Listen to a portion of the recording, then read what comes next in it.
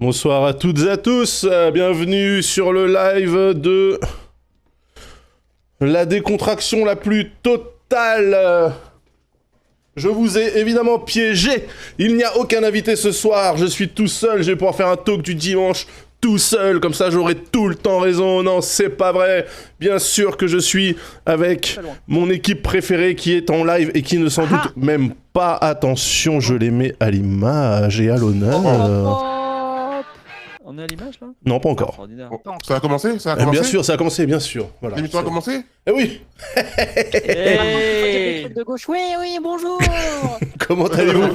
Comment allez-vous, chers amis? Ça me fait très plaisir de vous recevoir sur la chaîne de la décontraction et des discussions apaisées. Je commence par souhaiter la bienvenue à la personne qui se trouve verticalement au-dessus de moi. Je parle de toi, Dame Dame. Comment vas-tu? Ah bah écoute, ça va très bien. Ouais. Je suis croppé bizarrement, attends. Je vais baisser mon siège. Ouh. Voilà. Attends, ouais, parce que c'est pas moi qui t'écroppe, hein. C'est ton image qui est comme ça dans le... Ah bah non, je dézoome. Hop. Ah, bah voilà. Ouais. Et donc ça va, écoute, un peu fatigué, j'étais à la plage tout à l'heure, il faisait 20 degrés, donc c'était cool. Et voilà, donc petite plage de mi-février, ça fait plaisir, grosse semaine, c'est un plaisir d'être là, merci de me réinviter, voilà. Petite plage de mi-février, ça fait plaisir. Famous Last Word avant que la planète explose, mais quand même, ne boudons pas notre plaisir. On pourrait avoir une fin du monde avec une période glaciaire, c'est quand même plus cool qu'il fasse chaud. Das, ton micro est un peu plus fort que celui des autres, et oui, c'est pour avoir tout le temps raison. Attendez, bougez pas. J'invite également les autres, bien sûr. Plus fort mon micro? Oui, par exemple. Oui. Oui, si tu as l'opportunité. Après, tu sais, c'est le live de la débrouille.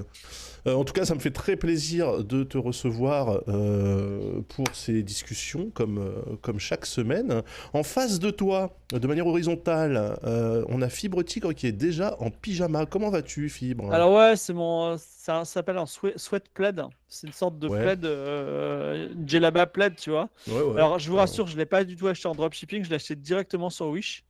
Et je voulais juste vous dire que c'est le stream de la technique, parce que là les viewers qui sont des gens remarquables, ils mais ne le savent pas. parfois un petit peu limités, ils ne le savent pas. Ils ne savent pas qu'on utilise une fonction de Twitch qui s'appelle guest star.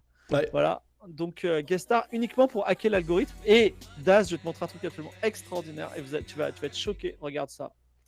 Regarde ce que j'ai sur mon. Est-ce qu'on n'est pas dans la future? Oh, ça y est. Je vous montre quelque chose quand même. Je l'ai pas encore branché parce que j'ai pas les bons plugs là, je sais pas. Voilà. Mais en tout cas, il est branché, il est allumé. J'ai exactement la même machine en face de moi. Et tu vois ce que tu es en train de faire là, c'est-à-dire la manipuler comme ça. Ça prouve que tu t'en sers pas encore, parce qu'une fois que ça sera branché, tu n'y toucheras plus jamais de ta vie, parce que sinon ça va se déconnecter et après tu vas pleurer. Voilà. Ah, c'est vrai, c'est fragile. Bah ouais, les branchements, une fois que c'est fait et quand tu commences à jouer avec, s'il y a un truc qui se débloque, il faut tout relancer, c'est chiant et tout. Mais très belle acquisition. La GoXLR, vraiment un des outils les plus pratiques avec le Stream Deck pour les streamers qui ont des PC. Donc voilà, Fibre vous l'a dit, nous sommes actuellement avec la fonctionnalité Guest Star, ce qui me permet de saluer le dernier guest de ce talk. C'est évidemment Samora. Como está? Et oui, le dernier guest au milieu de toutes ces stars, n'est-ce pas, Daz? Merci pour l'invitation. Je suis très content d'être là avec vous ce soir. Et ouais, non, ça va. Je passe un super week-end sous le signe du MCU, donc toujours du plaisir. Hein. Ouais. Ah oui, t'es allé voir Ant-Man. Ouais, j'ai été voir Ant-Man. Ok. On pourra en parler si tu veux. Et regarde-moi ça, petite souris Iron Man. Oh, les yeux aussi. Est-ce que quand tu cliques, ça allume les yeux? Oui. Non. Évidemment. D'accord. Ok, voilà. Vous voyez, comme quoi, les gens se disent oui, mais les produits dérivés, gna gna gna, ça sert à rien, personne n'achète ces merdes. Eh bah si. Et ouais, moi je suis là pour acheter les merdes. Moi je suis là pour ça, moi. Gadget sur 20, ça dit dans le chat, ça commence fort. Et justement, évidemment, without further ado, nous allons demander à notre maître de la ligne éditoriale de cette émission de dérouler ses points de conversation, Fibre. Avant de commencer, je voudrais juste savoir, est-ce que nous quatre, oui. Et quand je dis nous quatre, en fait, j'ai juste demandé à Dame parce que les autres, je sais. Est-ce que nous quatre, nous jouons à Marvel Snap ou pas? Non. Non, tu joues pas à Marvel Snap? Non, je suis pas très Marvel en fait. C'est des univers qui me parlent pas trop et je crois que c'est un jeu de cartes en plus, non? Ouais. Ouais. Ouais, donc non, je suis pas très jeu de cartes. Ça fait 2 raisons de Mais- pas aimer, et bizarrement, moi j'aime pas Marvel, même si j'ai vu tous les films, et bah le jeu de cartes je le trouve incroyable. Moi, par exemple, Vulture, je le déteste, mais alors dans le jeu de cartes, je l'adore. Bah oui, Mais bon, évidemment. en tout cas, est-ce qu'il y en a un argument pour convaincre Dame Dame de tester Marvel ou pas? Franchement, des parties de 3 minutes, des artworks plutôt bien faits. Et vraiment, un jeu qui, s'il est un peu sur un modèle économique de Season Pass, etc., même si t'achètes rien, tu peux t'amuser. C'est mon cas. J'ai jamais rien payé sur ce jeu. Le jeu est gratuit. Il y a des Season Pass de 12 balles tous les mois, mais t'es pas obligé de les acheter. Et je dirais que le jeu, en plus, c'est easy to learn, easy to master. Ouais, non. Mais ok. Je trouve qu'il est pas dur du tout. N'importe qui peut se lancer. Ah oui. Et les strats sont franchement, ça. Non, il y a des strats de fumier quand même. Mais ok. Point positif, c'est agréable d'avoir un jeu. Tu le lances, 1 minute plus tard, tu as fini ta partie. Ouais. Quel que soit le contexte. Point négatif, quand je le fais en stream, je fais des stats à chier. Donc, je pense que je le streamerai plus jamais de ma vie. Donc, c'est vraiment pour faire un petit pipi, quoi. Tu vois. Donc, Ouais, c'est des bons jeux quand tu vas faire caca. Non, moi je suis désolé, mais moi comme j'ai des mauvais chiffres dès le départ, en fait, quand je stream du Marvel Snap, ça change pas. Du coup, voilà, il faut être positif. Non. Ah Bon. non, c'est pas ma cam en fait, les jeux comme ça qui durent justement que 2-3 minutes, ça m'attire pas du tout quoi. Et puis j'ai vu l'autre jour MV y jouer, il savait pas quoi faire, il a lancé ça. Ouais. Et malgré ses explications, parce qu'il y avait plein de gens dans son chat qui connaissaient pas, malgré ses explications, déjà je comprenais pas grand chose et vraiment ça donnait pas envie quoi. Pourtant, MV, il est dans l'espace là. Parce que si tu veux, il y a des niveaux. Moi, je pense que je joue genre beaucoup et je suis niveau 700. Et MV, il est niveau 2000. Tu vois, c'est vraiment. Non, t'es pas niveau 700, sale mytho va. Ah, je suis niveau quoi? Non, T'es niveau 3000. La dernière fois, tu m'as dit oui, je joue pas. J'ai regardé son niveau, il était 1200. Super. Mais non, gars, moi ou MV? Bah toi, parce que vu comment tu trash Attends, talk. j'ouvre Marvel Snap. Voilà, je crois que je suis à 800. C'est vraiment. Tu peux pas parce que tu trash talk comme un mec qui est déjà à 2000. Tu vois? Parce que faut Ah savoir oui, que parce que t'as perdu une partie contre moi, c'est pour ça que tu dis ça. Oui. C'est pas si grave. J'ai un bon deck, c'est tout.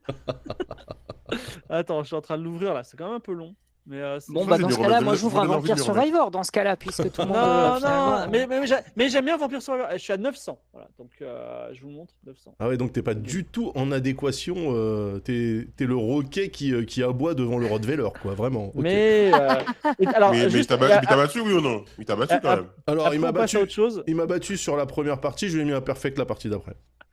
On passe à autre chose, mais juste un truc, c'est que ce jeu.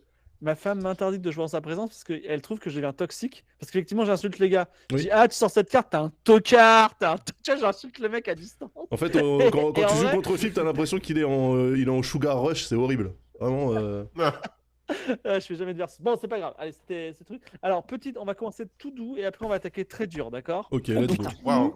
Tout doux, moi je suis en ce moment, je suis en tout doux, je prends du polaire et je regarde des films doudou. Genre j'ai regardé La Poursuite du Diamant Vert, j'ai regardé Porco Rosso, j'ai regardé L'Île aux Pirates, j'ai regardé des films tout mignons et je joue aussi à des jeux mignons, genre des jeux que je jouais quand j'étais petit.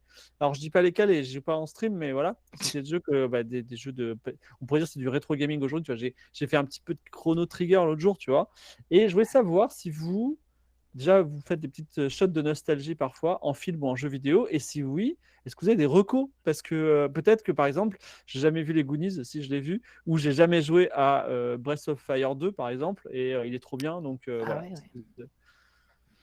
Si vous en avez ou pas. Sinon, je vous parle de. J'ai vu quoi aussi? Ah, je compte regarder maintenant Indiana Jones 1, l'Arche perdue bientôt. Ah ouais. Accroche-toi, hein, parce que niveau effets spéciaux, ça picote un peu. C'est très bien. Bah là, justement, j'ai regardé un film de pirates qui s'appelle L'Île aux Pirates, 0 effets spéciaux. Genre que des vrais bateaux qui se défoncent. Et c'est assez impressionnant. Ouais. Old school, quoi. Ouais, c'était. Ah, il y a quelqu'un dans le chat qui découvre Lost Odyssey. Lost Odyssey, mais quel banger, comme disent les jeunes. Mais malheureusement, c'est pas du tout un jeu de mon enfance. J'étais déjà marié et divorcé à cette époque-là, mais c'est pas grave. Du coup, Fibre, ta question, c'est par rapport aux. Ouais, c'est des jeux ou des films? C'est des recos de nostalgie ou voilà. Okay, des vieux ou des films comme tu veux, les deux. Bah, du coup, pour moi, il y a deux trucs en film. Il y a un film qui m'a donné un shot de nostalgie. Je pensais pas qu'elle allait me faire ça. c'est... Putain, j'ai un peu honte parce que c'est vraiment de la merde, c'est vraiment un film de merde, hein, vraiment. C'est Equilibrium. Ah, très bien. Bah, c'est pas que c'est de la merde, mais c'est un peu cringe le gun fou là. C'est génial. Les gun kata, super. Le gun kata et tout. Voilà. Et en fait, je me rendais pas compte que j'avais cet affect-là pour ce film. Et avec ma femme, on se l'est refait avec des potes en séance sur Discord, quoi. On se les matait sur Discord. Et je me suis dit, mais putain, mais en fait, ça me rappelle l'époque où j'allais des DivX, tu sais, où ton pote te passait son DivX d'Equilibrium. Et je le mettais sur le PC, j'ai l'impression d'être un hacker, alors qu'en fait, j'avais juste récupéré un DivX, quoi. Et ça m'a renvoyé à mes 14-15 ans, je pense, Equilibrium, ouais. Et ouais, donc ouais, ce film, il a un espèce de truc. Non, alors Equilibrium, il faut quand même, pour en faire une version rationnelle quand même, il y a le gun kata. Donc en fait, est-ce qu'on peut dire il y a un truc gênant dans l'Equilibrium, c'est que ça fait un peu plagiat de Matrix. Mais c'est un plagiat de Matrix. Ah ouais, moi je trouvais que la jaquette, ouais. Ça me faisait penser à Gattaca, moi, je sais pas pourquoi. Mais c'est un peu des deux. Ouais, c'est un mix entre Matrix et Bienvenue à Gattaca. Ah ouais, ok. Et ouais, le kata armé, c'est le truc le plus useless du monde, quoi. C'est un giga nanar quand même. Effectivement, ils se battent, ils font du karaté avec des flingues et rien que pour ça, ça mérite d'être vu. Surtout qu'il y a Christian Bale qui essaie de jouer de manière sobre et de rester bresson pendant tout le film. Du coup, évidemment, c'est un délice. C'est tellement drôle. Mais juste les amis, un truc par rapport à Christian Bale dans ce film, c'est que dans le film, on te dit que les gens peuvent pas avoir d'émotions. Enfin, c'est une sorte de dictature où les émotions sont interdites. Ouais. Mais dans le film, tous les autres personnages ont des émotions et passent leur temps à gueuler, à s'énerver et tout. Ils comprennent même pas le concept de leur propre film, quoi, tu vois. Et il y a que Christian Bale qui a pas d'émotion parce qu'il joue mal, parce qu'il sait pas jouer. Non, je déconne, j'exagère. Merci pour le raid. Bienvenue les Sparkly Boom Girlos et Boom Girlas. Ouais, bah voilà. Et donc, est-ce que d'autres personnes ont des refs ici? Alors, Vampire Survivor, c'est peut-être une ref nostalgie d'une certaine façon, parce que en fait, ça hurle Castlevania d'une certaine façon. Ah ouais, mais pour moi, c'est pas du tout de la nostalgie. Ça ressemble, mais pour revenir à ce que tu disais au tout début, alors moi personnellement, non, je ne re-regarde ou je ne rejoue jamais à d'anciens trucs. Waouh! Mais vraiment jamais. Ah non, absolument jamais. Parce qu'en fait, je pense que déjà pendant beaucoup trop longtemps dans ma vie, je me revoyais des films 10, 15, 20 fois juste parce que tu n'as pas les moyens d'en acheter d'autres ou pareil pour des jeux vidéo. Et en fait, là, ça fait quand même pas mal d'années maintenant. Des fois, ça m'arrive de voir des œuvres un peu anciennes, mais c'est pas parce que je les ai déjà vues avant et que je veux me refaire de la nostalgie ou quoi. En fait, je considère qu'il y a déjà tellement trop de nouvelles choses et de choses passées que j'ai pas eu le temps de voir que je préfère rentabiliser entre guillemets mon temps à découvrir des choses plutôt qu'à revoir des trucs anciens, même des trucs que j'ai adorés. C'est très très rare que je revoie un film ne serait-ce que 2 fois, quoi. Même des trucs que j'ai adorés. Des trucs que t'as pas vu, des vieux trucs que t'as pas vu par exemple et que tu vois sur le tard, ça t'arrive par contre? Oui, c'est ce qu'elle disait. Oui, c'est ce que je disais. Ah pardon, j'avais pas bien compris. Ouais, c'est ça, ouais. Mais tu sais, genre des films, je sais pas, des vieux films, des trucs comme ça, quoi. Mais c'est pas des films que j'ai vus dans le passé. Alors que si j'avais du temps à l'infini, il y a plein de vieux jeux vidéo auxquels j'aimerais rejouer pour justement, comme tu dis, ce petit doudou de nostalgie et tout. Mais j'ai juste absolument pas le temps, quoi. Donc je préfère le peu de temps de divertissement que j'ai. Je préfère le passer à voir des nouvelles choses, à découvrir des nouvelles choses. C'est un argument qui s'entend. En fait, moi je suis embêté parce que ce que Fibre appelle shot de nostalgie, j'appelle ça élever ses enfants. Du coup, ayant une fille de 10 ans, bientôt 11, je lui montre évidemment des films genre les Goonies, les Retours à le futur. La dernière fois, on a regardé Midnight Run, un de mes films préférés avec Robert De Niro. Un film de Martin Brest, le gars qui après a fait Midnight Run, c'est pas genre le flic de Beverly Hills. méga vénère pour les enfants? Non, ça c'est Midnight Express, à pas confondre. Ah oui, pas confondre. On a regardé quoi? On a regardé Banzai avec Coluche de Claude Zidi. Voilà, ce genre de truc. Donc moi j'appelle juste ça les mercredis après-midi en fait. Mais aujourd'hui, je suis allé chez mes paternels justement pour déjeuner avec eux et ma grand-mère qui a 93 ans. Bonjour mamie. Et j'en ai profité, puisque je suis possesseur depuis peu d'une platine vinyle, j'en ai profité pour diguer dans les vinyles de mes darons. Je vous sors un vinyle de Supertramp, Breakfast in America, dans son jus, qui date de 1979, hein, c'est la première édition. Regardez ce que j'ai trouvé. J'ai trouvé Sauver l'amour de Daniel Balavoine. Oui. Ah non, je vois pas. Oui. Oh la vache. Oh là là. l'amour, le vinyle. Oh et là ma mère- là, il y a son Oh bras my et God. tout. Oh, Eh c'est oui, et incroyable. ma mère a Oh, noté le la bras. date. Ma mère a noté la date Le 14 bras. janvier 86, c'est-à-dire le lendemain de sa mort, parce que c'est un album posthume. Daniel Balavoine a sorti des albums après sa mort, un peu comme Tupac. Oui, voilà. Et donc ça c'est de la pure nostalgie, et je suis en train d'écouter des bangers, comme disent les jeunes, sur vinyle qui ont souvent 40 ans ou plus. Voilà, Ah ouais. je suis super C'est content. dingue. Bon, quand même, Qu'est-ce que- Dame, un petit jeu de ton enfance. Auquel je joue? Non, auquel tu as joué, tu t'es dit, c'est quoi si j'étais éternel? Je rejouerais un jour à celui-là.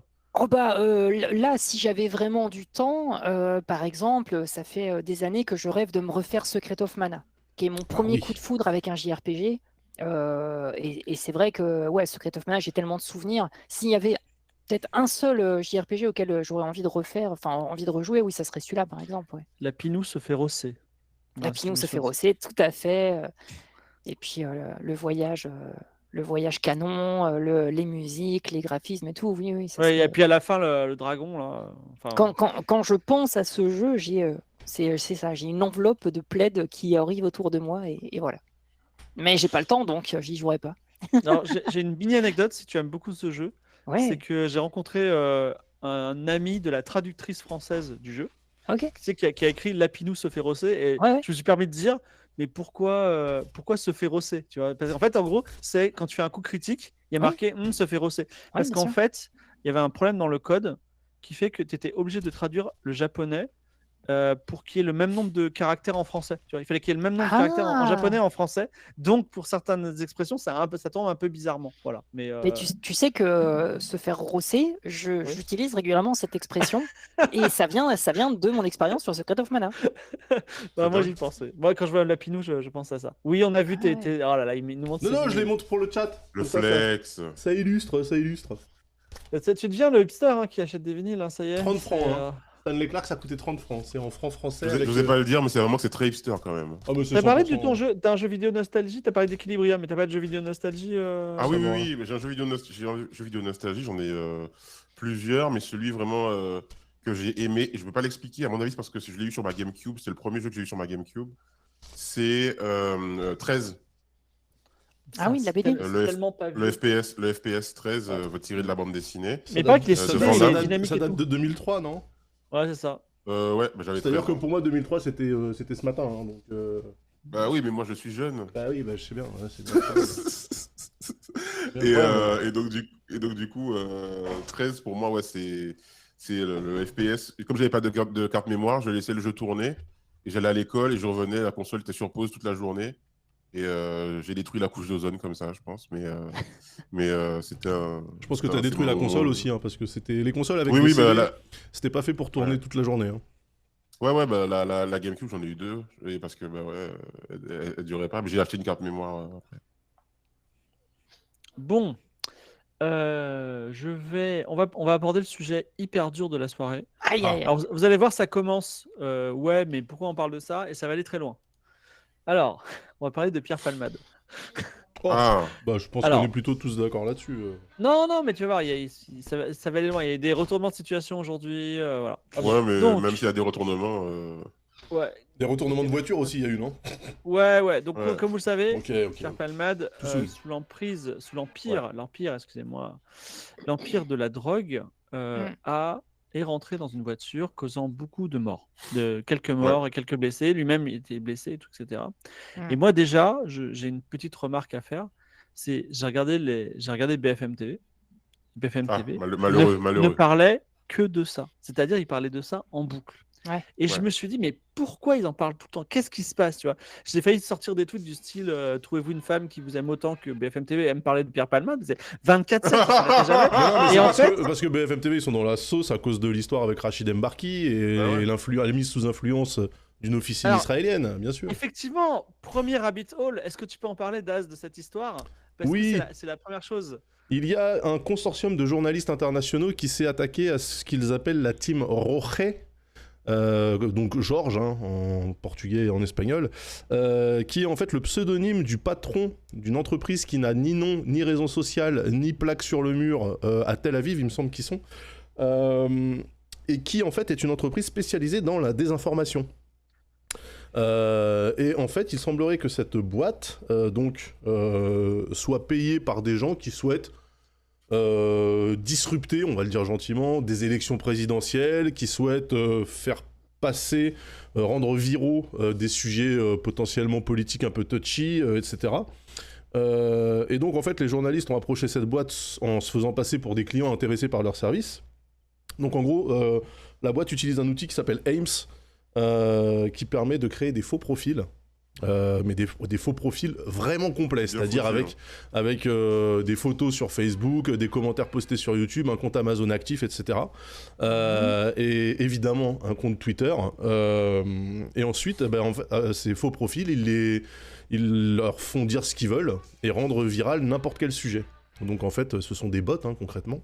Et pour montrer que les mecs savaient de quoi ils parlaient, ils ont fait donc ils ont rendu viral la mort d'une autruche, enfin d'un émeu aux États-Unis, je sais pas quoi. Ils ont dit tiens, rip Emmanuel, parce que l'émeu s'appelait Emmanuel.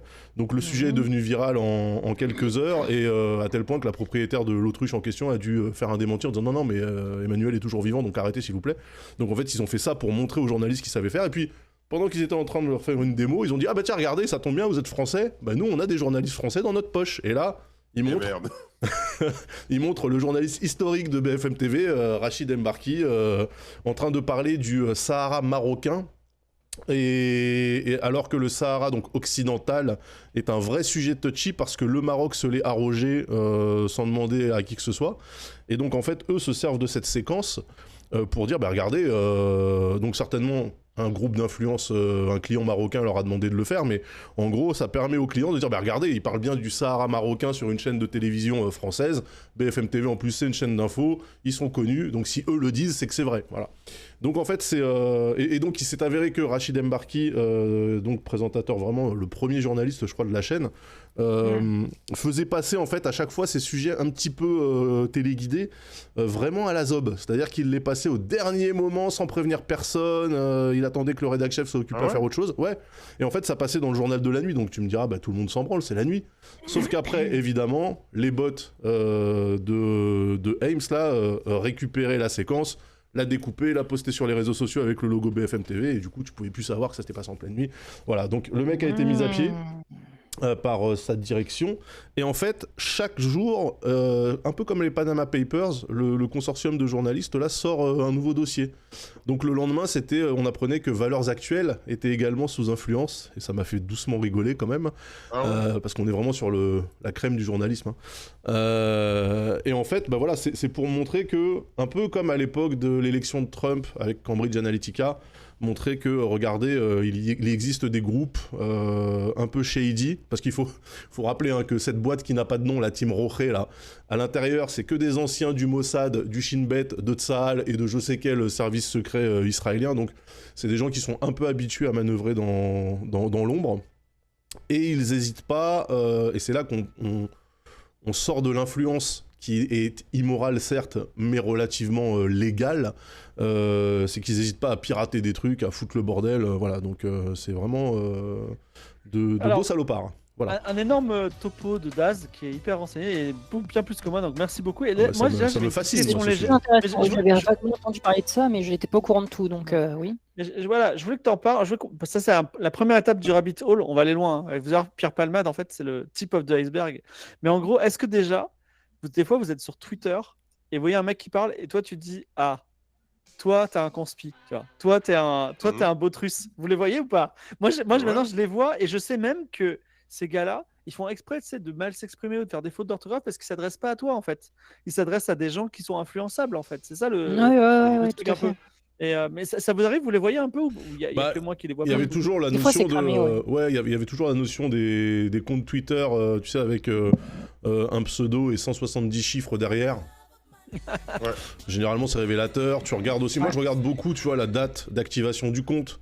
Les mecs qui sont dans mes mentions alors que leur compte il a été créé avant-hier et tout, je fais bon, ok, tranquille, tu vois. Les bio, il y a des comptes bizarres, ils font que des réponses. Pardon, tu disais un truc, pardon, Damien. Non, c'est ça, je dis la biographie et qui ils suivent sur Twitter. Ouais, il y C'est a souvent ça. assez révélateur. Ouais, il y a ça, il y a la PP, il y a, ouais, il y a plein de trucs en fait, mais c'est vrai que je reconnais que certains sont vraiment foutrement bien faits. Et des fois, moi, je tape des réponses qui me sont adressées dans la barre de recherche, et je vois différents tweets avec exactement la même phrase adressée à d'autres personnes, tu vois. Donc ça, c'est le genre de truc où... Voilà. Donc en fait, le principe de base, c'est partez du principe que tous vos interlocuteurs sur Twitter, si vous les connaissez pas IRL, ce sont des bots russes, comme ça c'est réglé. Voilà. Alors c'est tellement les pires. Après, moi je suis un homme blanc, donc j'ai moins de problèmes que vous tous. Mais en gros, pour moi, ils sont même pires que les Charles du 15-18, tu vois. C'est-à-dire que la sœur jeuxvideo.com, qui ont une façon de parler, ils ont certaines expressions, on les voit tout de suite. Ah, toi, t'es comme ça. Tu vois, je les catalogue et je sais un petit peu comment les traiter. Ils peuvent être ultra vénères, ultra méchants parfois, donc je m'en tiens loin quand même. Mais c'est vraiment... Avant, c'était un peu le gros cancer. Maintenant, je découvre le cancer des conspis professionnels. C'est des gens qui, je pense, n'y croient pas du tout, mais ils diffusent cette parole-là parce que peut-être ils sont payés, tu vois, pour ça, j'en sais rien. Je sais pas quel intérêt ils ont à faire ça, mais... Bah, le mieux, c'est quand même de se dire qu'ils y croient, comme ça, ils joignent l'utile à l'agréable, tu vois. Mais il y a un truc moi j'ai découvert ça sur Instagram.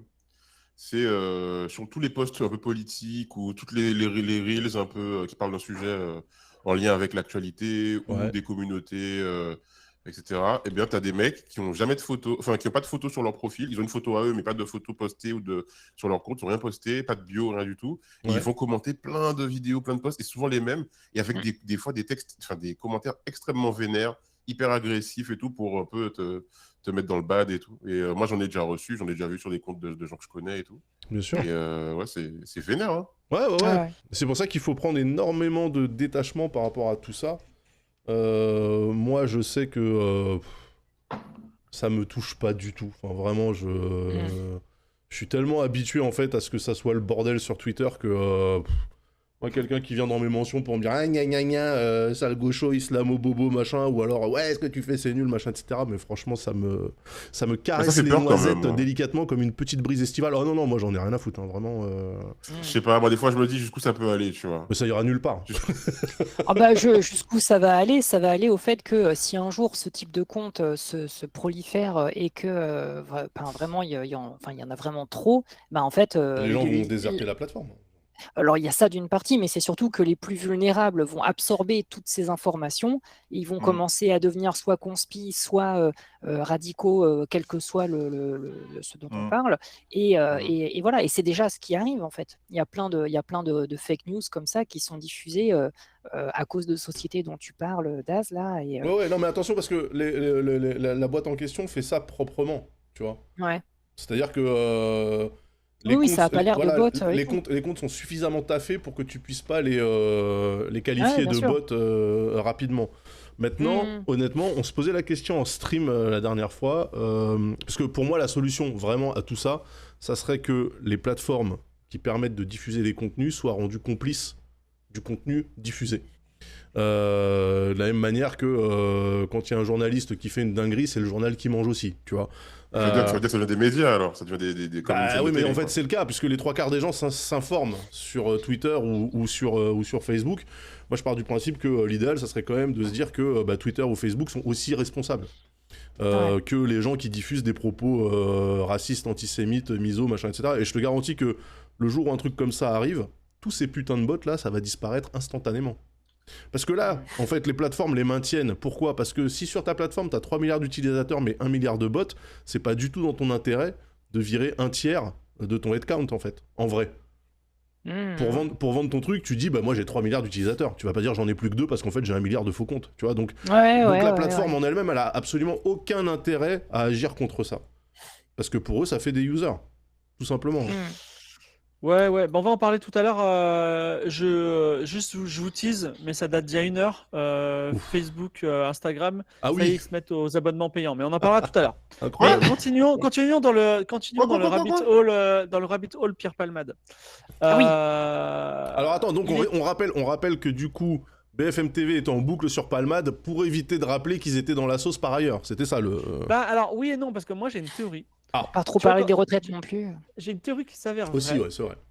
Et là, dans l'occurrence, on pourrait croire qu'elle est vraie. C'est que quand un journaliste te rabâche sur un sujet et tu te dis c'est bon, j'ai compris, c'est un peu comme vous quand je vous parle dans un jeu de rôle, c'est bon, j'ai compris qu'il y a rien dans cette pièce et que je continue à dire vous êtes sûr de ne pas vouloir visiter la pièce, en fait c'est qu'il y a un truc, tu vois, et il va y avoir des trucs. Mais bon, en tout cas, le premier truc c'est que donc ils en parlent. Donc la première chose c'est ah oui, ils ont parlé beaucoup aussi du chemsex. Alors chemsex, c'est on a des relations sexuelles avec sous l'empire de drogue.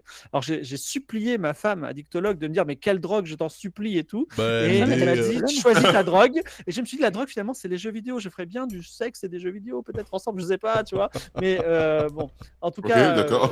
Non, en fait non. Il paraît que c'est des sortes de stimulants. C'est un peu comme la caféine, tu vois, ou la cocaïne un petit peu. Voilà. Mais en tout cas. Bah la MD ou ce genre de truc. Je pense pas que tu fasses du chemsex sous bédo, tu vois. Parce que c'est drogue de synthèse. Moi, je suis drogué à la bonne humeur, personnellement. Je sais pas si bah oui, c'est vrai. Bah oui. Voilà. Shooté au son. Et il y a aussi, comment ça s'appelle parfois, il y a quelques journalistes, c'est l'œil un peu brillant, tu vois, qui disaient le chemsex, c'est mal. Ça, ils te regardaient et tu sais qu'ils ont testé un peu. Non, t'avais des journalistes aussi qui disaient le chemsex, c'est comme ça qu'on dit, je ne connais pas bien, c'est pour un ami, tu vois.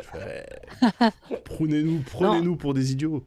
Je sais pas, moi j'ai commencé à entendre parler de ce truc il y a quelques années à peine, mais à mon avis, c'est pas juste un petit exta et trucs comme ça. Hein. À mon avis, c'est quand même. Enfin, je pense que si le concept c'est de se faire des nuits entières comme ça, à mon avis. Non, il parle de 72 heures de marathon, les gars, là. Oui, non, mais enfin, je veux dire, à partir du moment où c'est long, voilà, peu importe combien de jours ou quoi, enfin, à mon avis, ils sont vraiment ils sont chargés de ouf. Bah oui. Et je me force à pas faire de verlan. À mon avis, ils sont chargés de ouf et c'est sûrement avec même des drogues qu'on connaît peut-être même pas, tu vois. Alors, il y a Sibran dans le chat qui dit c'est un Z-Event, là. C'est un peu ça, sauf qu'au lieu de jouer, ça baise. Non, mais c'est vrai. C'est plein de gens qui viennent pour les mêmes raisons et qui restent 2 ou 3 jours dans la même pièce. Ça pourrait ressembler, mais c'est du jeu vidéo. Un sham event. Sauf que pour le Z-Event, je rappelle que l'intégralité des recettes est reversée à des associations. Voilà. Et les chemsexos, ils font pas ça. Voilà. Donc, alors, honnêtement, autant je suis ouvert à des tas d'expériences. Alors, je sais pas, je vais pas vous poser la question, feriez-vous du chemsex parce que c'est illégal, d'accord? Mais ça me fait assez peur parce que déjà, quand tu as des relations sexuelles qui se passent très bien, souvent j'ai l'impression d'avoir un cœur fragile, tu vois. Je me dis, peut-être que je vais y passer cette fois, tu vois. Et également, il paraît que quand tu prends de la coke pour la première fois, tu as des risques d'infarctus, tu vois. Et moi, je me dis, c'est vraiment un truc limite, tu veux te tuer en faisant ce type de choses. Enfin, pas que la première fois. À chaque fois qu'on prend de la cocaïne, on aurait un risque d'infarctus. Après, ça dépend. Mais de combien le risque? Mais non, mais ça dépend comment c'est coupé. Tu peux pas avoir de certitude. Ça se trouve, tu vas en prendre une fois et elle sera complètement coupée. La fois d'après, elle est un peu plus pure et du coup, tu manges, tu vois. Enfin voilà. Ça, tu ne peux pas savoir, Fibre. En fait, c'est une surprise à chaque fois. Alors, toujours c'est quand même un comportement quand même un peu autodestructeur, quoi. Oui, carrément. Non, mais sincèrement, qui a envie de faire un marathon du sexe pendant 72 heures, c'est infernal. Alors, Daz. Ouais. Mais non, attends. Il y a des gens qui aiment le sexe, Daz, hein. Oh, ici, il y en a, tu vois. 72 heures, mais ça sent le pneu brûlé là-dedans, c'est pas possible. Mais tu sais quoi, je demanderai sur mon Discord. Mais t'as ouf. Réfléchis un peu, Daz. Tu dis des choses graves, là. De quoi? Réfléchis un peu. 72 heures de sexe, je pense qu'il y a beaucoup de gens qui voudraient. Mais t'es malade ou quoi? Non, mais c'est pas ça, mais je pense que... Non, sur le papier, tout le monde dit « Ah ouais, c'est génial ». Moi, tu sais quoi? Moi, je suis le bon sens paysan en action, ok? Moi, je te le dis, baiser 72 heures de suite, non merci. Hein, j'ai autre chose à foutre. Mais même lire un livre 72 heures de suite, non, mais c'est casse-couille, littéralement, c'est casse-couille. Regarde les autres à un moment, tu vois, c'est tout. C'est ce côté, ils font des pauses, tu vois. Oui, non, mais alors justement, il y a des gens qui disaient, j'ai vu passer un tweet qui m'a fait éclater de rire, c'est dans des trucs comme ça, si toi t'as fini, tu vois, si t'as joué au bout de 5 minutes, qu'est-ce que tu fais? Est-ce que t'attends le prochain round? Est-ce qu'il y a des rounds? Est-ce que le gars il dit, est-ce que tu te mets sur le côté comme un mec qui s'est fait toucher au paintball et t'attends la partie d'après, tu vois? C'est quoi comment ça se passe en fait, tu vois? Et c'est vrai qu'il y a toute une... Enfin, moi, j'adorerais juste que quelqu'un nous explique vraiment comment ça se passe à l'intérieur. En fait, je sais que Daz, tu critiques les gens qui qui mesurent comme moi leur performance à leur performance personnelle aux performances sexuelles. Tu vois, Oui. Parce que tu penses que j'essaie de me prouver des choses tout le temps, Oui, etc. je pense. Oui, Voilà. je pense. Oui. Ou on peut penser à notre ami Valentin Yamato, tu vois, qui aussi explore. Non, il y a des gens. Non, mais je pense. Donc on balance des noms et tout comme ça. Non, c'est pas ça. On a pris une gratuite. Ok. Non, je vais faire un bisou. J'ai envoyé 2 mails aujourd'hui. Tu vois, comme quoi on a des affinités professionnelles. Non, mais aujourd'hui, on peut plus aller en Thaïlande. Non, pas pour le sexe, c'est un mauvais truc. On peut plus aller aux États-Unis à Boston parce que l'avion ça pollue. Donc autant se faire 72 heures à se faire sucer. Je pense que c'est un bon voyage, c'est tout. Mais non, mais c'est infernal. 72 heures fibre, mais putain. En plus, me fais pas le mec. C'est quoi cette logique? Non, mais fais pas le mec fibre. Je sais très bien que toi, déjà, 35 minutes, on arrive au bout du bout, tu vois. Donc, je pense qu'on fait des pauses, c'est tout. Ça fait des pauses. Mais oui, mais fibre, au départ, j'étais d'accord avec Fibre. Finalement, je change de camp. Fibre, tu as 45 ans, ta pause, elle dure minimum 12 heures. Donc imagine, t'as payé ton ticket pour 72 heures de Ken. Écoute, tu finis en 8 minutes 30 comme à ton habitude et après tu fais quoi? Tu t'assois? Franchement, clippez les gens, clippez. C'est comme dans un concert, c'est tu regardes l'action et t'es content, tu vois. Mais non, mais je fais partie quand du le délire. principe c'est de te shooter pour baiser 72 heures, c'est que t'as aussi des pilules qui te font borner un max, je pense, non? Ouais, mais ça doit être douloureux, tu vois, au bout d'un moment. J'en sais rien. Bah justement, tu prends des antidouleurs. Ah ouais? Oh putain. C'est un sujet de podcast. Oh là, 72 heures sous tramadol, let's go. Viagra tramadol. Oh mon dieu. Les camés ils prennent de tout, mais bon. Alors non, dévions un petit peu, toujours restons sur le sujet Palmade. Ouais, qui va être long. Mais non, mais dévions, parce que là on est trop soft, je trouve. En fait, je vais vous dire quelque chose. Donc Palmade, il a eu un traitement de faveur sur 2 sujets. Déjà, on a parlé beaucoup de lui, alors qu'il y a des gens qui font des accidents sous drogue tous les jours et ils n'ont pas le droit à l'apanage de BFM TV 24/7. Et ensuite, il a été condamné coupable, déféré et immédiatement placé, non pas dans un hôpital d'une prison, mais dans un véritable hôpital, dans lequel il a un bracelet électronique et il a été plutôt très très bien traité et surtout immédiatement traité, ce qui est exceptionnel selon certains experts. Donc il a eu à tout point de vue un traitement de faveur. Et moi je me suis posé, j'ai dit, mais Pierre Palmade c'est qui en vrai? Il a fait quoi dans sa vie? Enfin moi je sais pas, tu vois, c'est juste un gars. Il a fait Scrabble. Le sketch du Scrabble, parlons-en. Parce que j'ai parlé ça à ma femme. Aimés. J'ai dit, elle a fait quoi dans la vie? Le sketch du Scrabble. Et moi, déjà, j'aime pas le Scrabble, tu vois. Mais ça va. Je veux dire, c'est pas possible parce que moi, il m'arrive ce truc-là. Je compte pas faire du chemsex, etc. Mais imaginons que ça arrive, ok? Imaginons que je me fasse prendre. Mais moi, il me jette comme un chien en prison. C'est ça le truc. Je me suis dit, vraiment, c'est incroyable que ce gars-là, qui est limite nobody, il soit si bien traité. Non, il est pas nobody, c'est une célébrité quand même. Le mec, il était à son prime début des années 90, il était incontournable.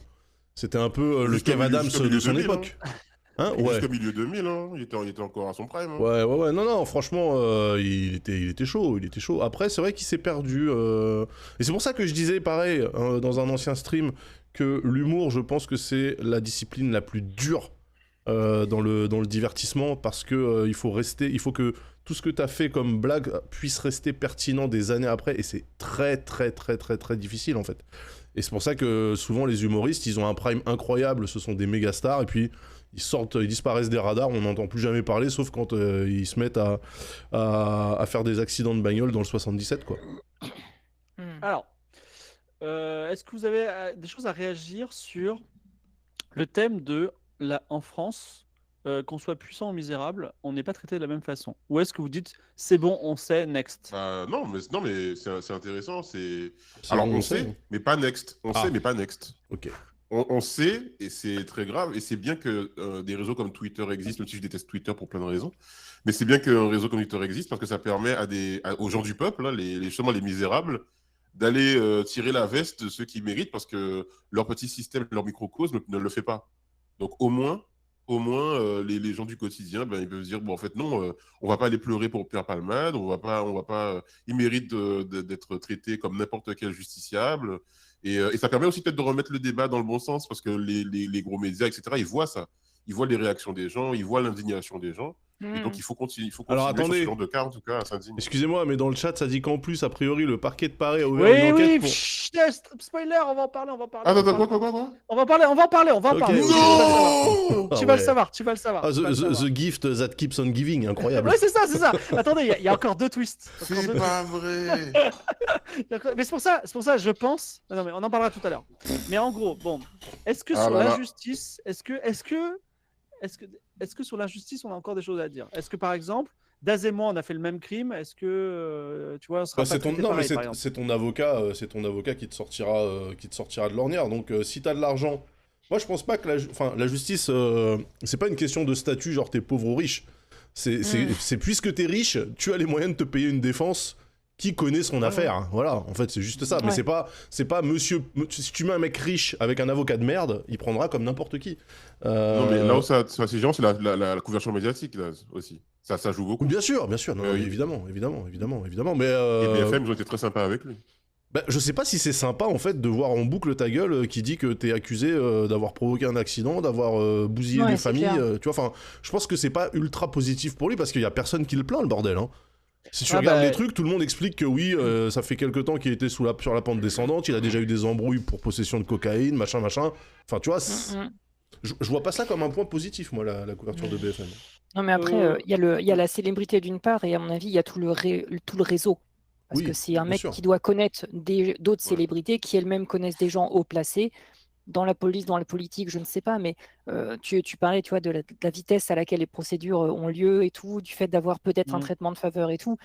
C'est pas que la célébrité, qu'elle soit dans les années 60 ou actuellement. À mon avis, c'est plutôt ton carnet d'adresses qui fait que tu as des choses qui, voilà, tu as des traitements de faveur et tout. Et puis après, bien sûr, le faciès joue beaucoup, hein, on va pas se mentir non plus. Hein. Ouais, mais ça, évidemment. Mais enfin là, je veux dire, le mec, il est clairement mis en cause dans une affaire d'accident de la route avec des conséquences assez funestes.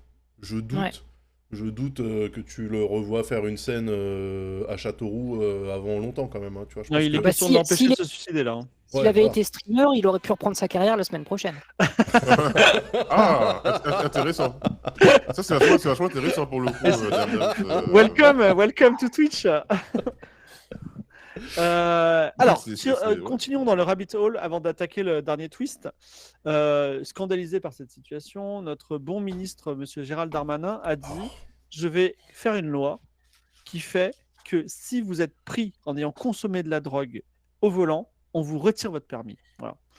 Alors, plusieurs... je crois qu'il a dit... Alors, moi, Gérald Darmanin, c'est pas exactement ma tasse de thé, hein, mais il me semble qu'il a dit quand même drogue et alcool. Je crois. Drogue et alcool. Et alcool, donc t'as bu un peu d'alcool, on te surprend à bord, en train de conduire une voiture, on te retire le permis. Non, en fait, moi, ce que je vois plutôt, c'est qu'on se rappelle que Gérald Darmanin est très très très fortement opposé à la libéralisation du cannabis, par exemple. On sait que le cannabis reste dans le sang assez longtemps après la consommation. Et ce qui veut dire que pour Gérald Darmanin, potentiellement, s'il appliquait son truc, t'as fumé un bédo le samedi, tu te fais contrôler le dimanche soir alors que t'es plus du tout sous influence de quoi que ce soit, mais comme c'est encore dans ton sang, boum, ton permis saute, tu vois. Mais en fait, ça dépend, parce qu'en fait, là, tu parlais de se faire surprendre en train de fumer, vraiment l'acte de fumer au volant. Non, c'est un contrôle positif. Ah, en contrôle, ah oui, d'accord. Comme un contrôle d'alcoolémie où tu souffles dans le ballon, boum, ça s'allume, tu vois. Donc déjà pour vous, est-ce que je pense qu'à titre personnel, ça vous choque pas? Moi, je suis plutôt ok pour qu'on consomme pas de drogue au volant d'une voiture. Non, mais ce qui va se passer, les gars, je vous le dis, hein, c'est qu'il va y avoir énormément de gens qui vont rouler sans permis, hein, et je sais de quoi je parle. Hein, donc, non, mais enfin, voilà. C'est vrai qu'à priori, si tu prends de la coke et de l'héroïne, finalement, le permis, c'est pas un de tes gros problèmes. Non, mais pour de vrai. En plus, je crois que même dans le cas de Pierre Palmade, il me semble en plus que son véhicule n'était pas assuré ou un délire comme ça. Donc, je veux dire, en fait, les gens qui sont déjà sous substance, machin, je vais te dire, avoir un permis valide ou pas, c'est le cadet de leurs soucis. Là, ce que Darmanin, en faisant ça, il va cibler, je te dis, c'est les gens qui consomment de manière occasionnelle et qui ont encore des traces dans leur organisme, même s'ils sont pas sous l'empire de la substance. Et qui vont se faire sauter les points. Et du coup, il y a quelqu'un qui disait dans le chat, c'est pas un retrait de permis, c'est un retrait de 12 points. Alors pour moi, comme t'as 12 points sur ton permis, quand on n'a plus, t'as plus de permis, mais bon, vous le voyez peut-être différemment. mais ça sous-entend que tu peux potentiellement faire des stages de récupération de points. Ouais, mais après, tu vois, à chaque fois, ça c'est ce gouvernement-là, mais celui de Sarkozy, c'était un peu pareil. Je sais pas pour Hollande, je ne me souviens plus, parce que j'ai zappé la période Hollande de ma tête. Mais à chaque fois qu'il y a un truc comme ça, un truc qui passe à la télé, dont tout le monde parle, il faut faire une nouvelle loi. C'est dans l'émotion. Un effet d'annonce. Vous savez, nous aussi, on a pris ça en compte, on réagit. Nous aussi, on a BFM TV, on a vu. Je veux dire, actuellement, il y a des choses qui sont mises en place. Il y a des retraits de 6 points. Il y a aussi des peines. Ça peut aller jusqu'à la retraite permis pour plusieurs années. Ça marche bien, c'est juste qu'il faut que ça soit bien. Il faut que ça soit appliqué correctement, c'est tout. En fait, alors, ce que tu viens de dire, Samo, le chat est d'accord avec toi. Et pourtant, je vais te dire quelque chose. Donc, en France, quand il y a un fait divers, il y a un ministre qui tape sur la table et dit on va faire une loi. Eh bien, en Suède, c'est l'inverse. C'est-à-dire, les lois mettent des années à se constituer, et les Suédois nous envient. C'est-à-dire que les Suédois, ils disent mais regardez la France, ils ont un problème, ils font une loi. C'est extraordinaire ce pays. Ouais, et en fait, je trouve que leur vision positive est plutôt pas mal. Darmanin là, clairement, il a vraiment pris, l'aspiration pour réagir, pour montrer, regardez, on fait des choses, machin, etc. Tu vois. C'est 100% populiste, démago, tout ce que tu veux, quoi. Vous trouvez pas que c'est positif qu'il y a un problème? Ok, le gouvernement Macron, c'est de la com.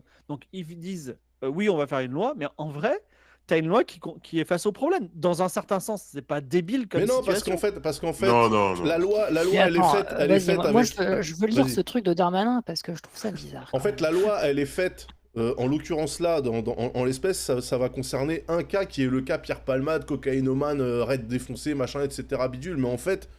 L'effet qu'il va y avoir, l'effet un peu tu sais, comme quand tu jettes une pierre dans un plan d'eau, quoi.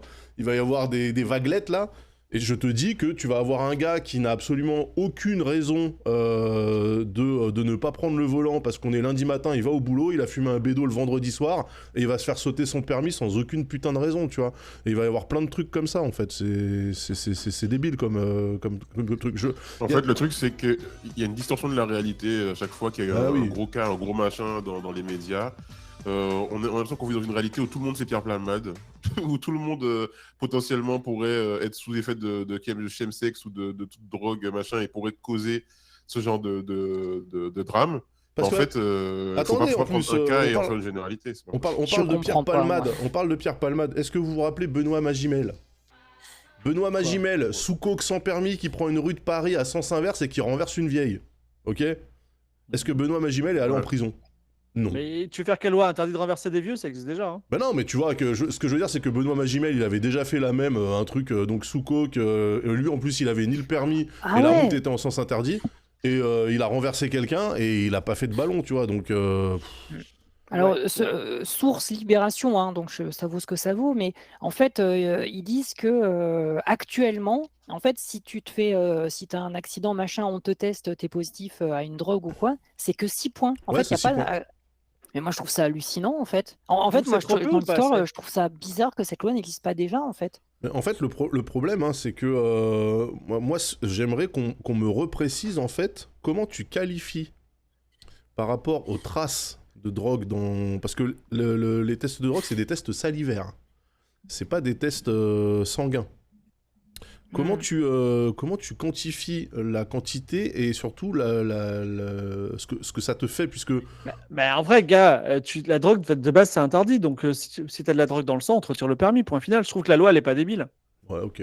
Ok, donc c'est juste une histoire de... t'as une trace de drogue dans le sang, le permis saute. C'est pas une histoire d'altération de ta lucidité ou de ta personnalité, par exemple. Parce que dans ce cas-là, je suis désolé, quand t'as une trace d'alcool dans le sang, pour un alcotest, machin, etc., tu devrais pas rouler non plus, alors. Or, on dit, bah oui, mais 2 verres, t'as le droit, tu vois, donc mettez-vous d'accord, les gars. Il y a le lobby de l'alcool, mais est-ce que ici, autour il y a des gens qui boivent de l'alcool, ici? Dame, un peu des bières, c'est ça? Non, moi, je bois plein de trucs. Ah d'accord, Daz, il boit aussi. Pas que de la bière. Oui, moi, je bois du ginto. Voilà. Samo, tu bois ou pas? Très très peu. Ouais, bah moi aussi. Oui, moi je bois assez peu, mais. Je bois uniquement quand je suis très malheureux, mais. Oh, je plaisante, mais je bois pas, j'aime pas trop l'alcool. Non, il plaisante pas. Oui. Lol. Non, mais en vrai, effectivement, malheureusement, oui, l'alcool. On pourra faire un spécial alcool où on parlera du problème de l'alcool, quoi. Mais si tu veux. très particulier. Bon, continuons le rabbit hole. Donc effectivement, coup de théâtre. Ça date d'aujourd'hui. On découvre que images pédopornographiques dans Incroyable. chez Pierre Palmade, ajouté au fait que sa maison a été cambriolée quand même 2 fois entre temps. La première fois, très discrètement, on a enlevé tous les appareils informatiques, mais quand même, tu vois. Et la deuxième fois, plutôt vénère, comme quoi c'était voilà. Mais et donc plusieurs choses.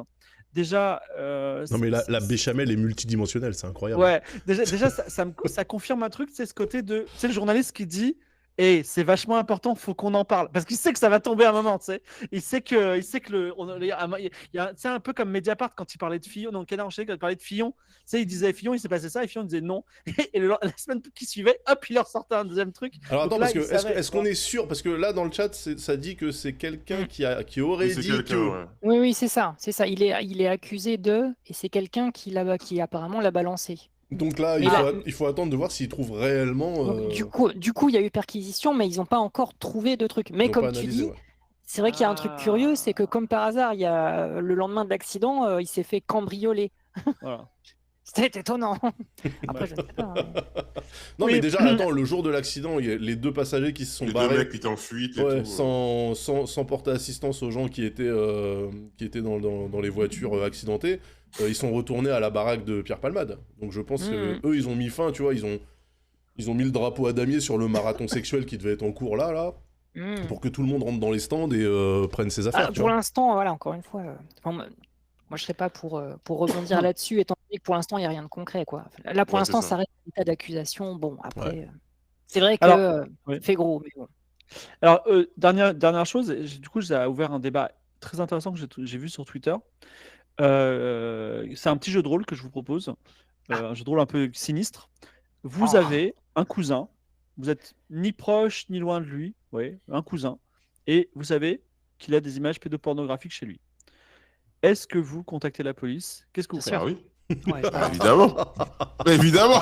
Bien sûr.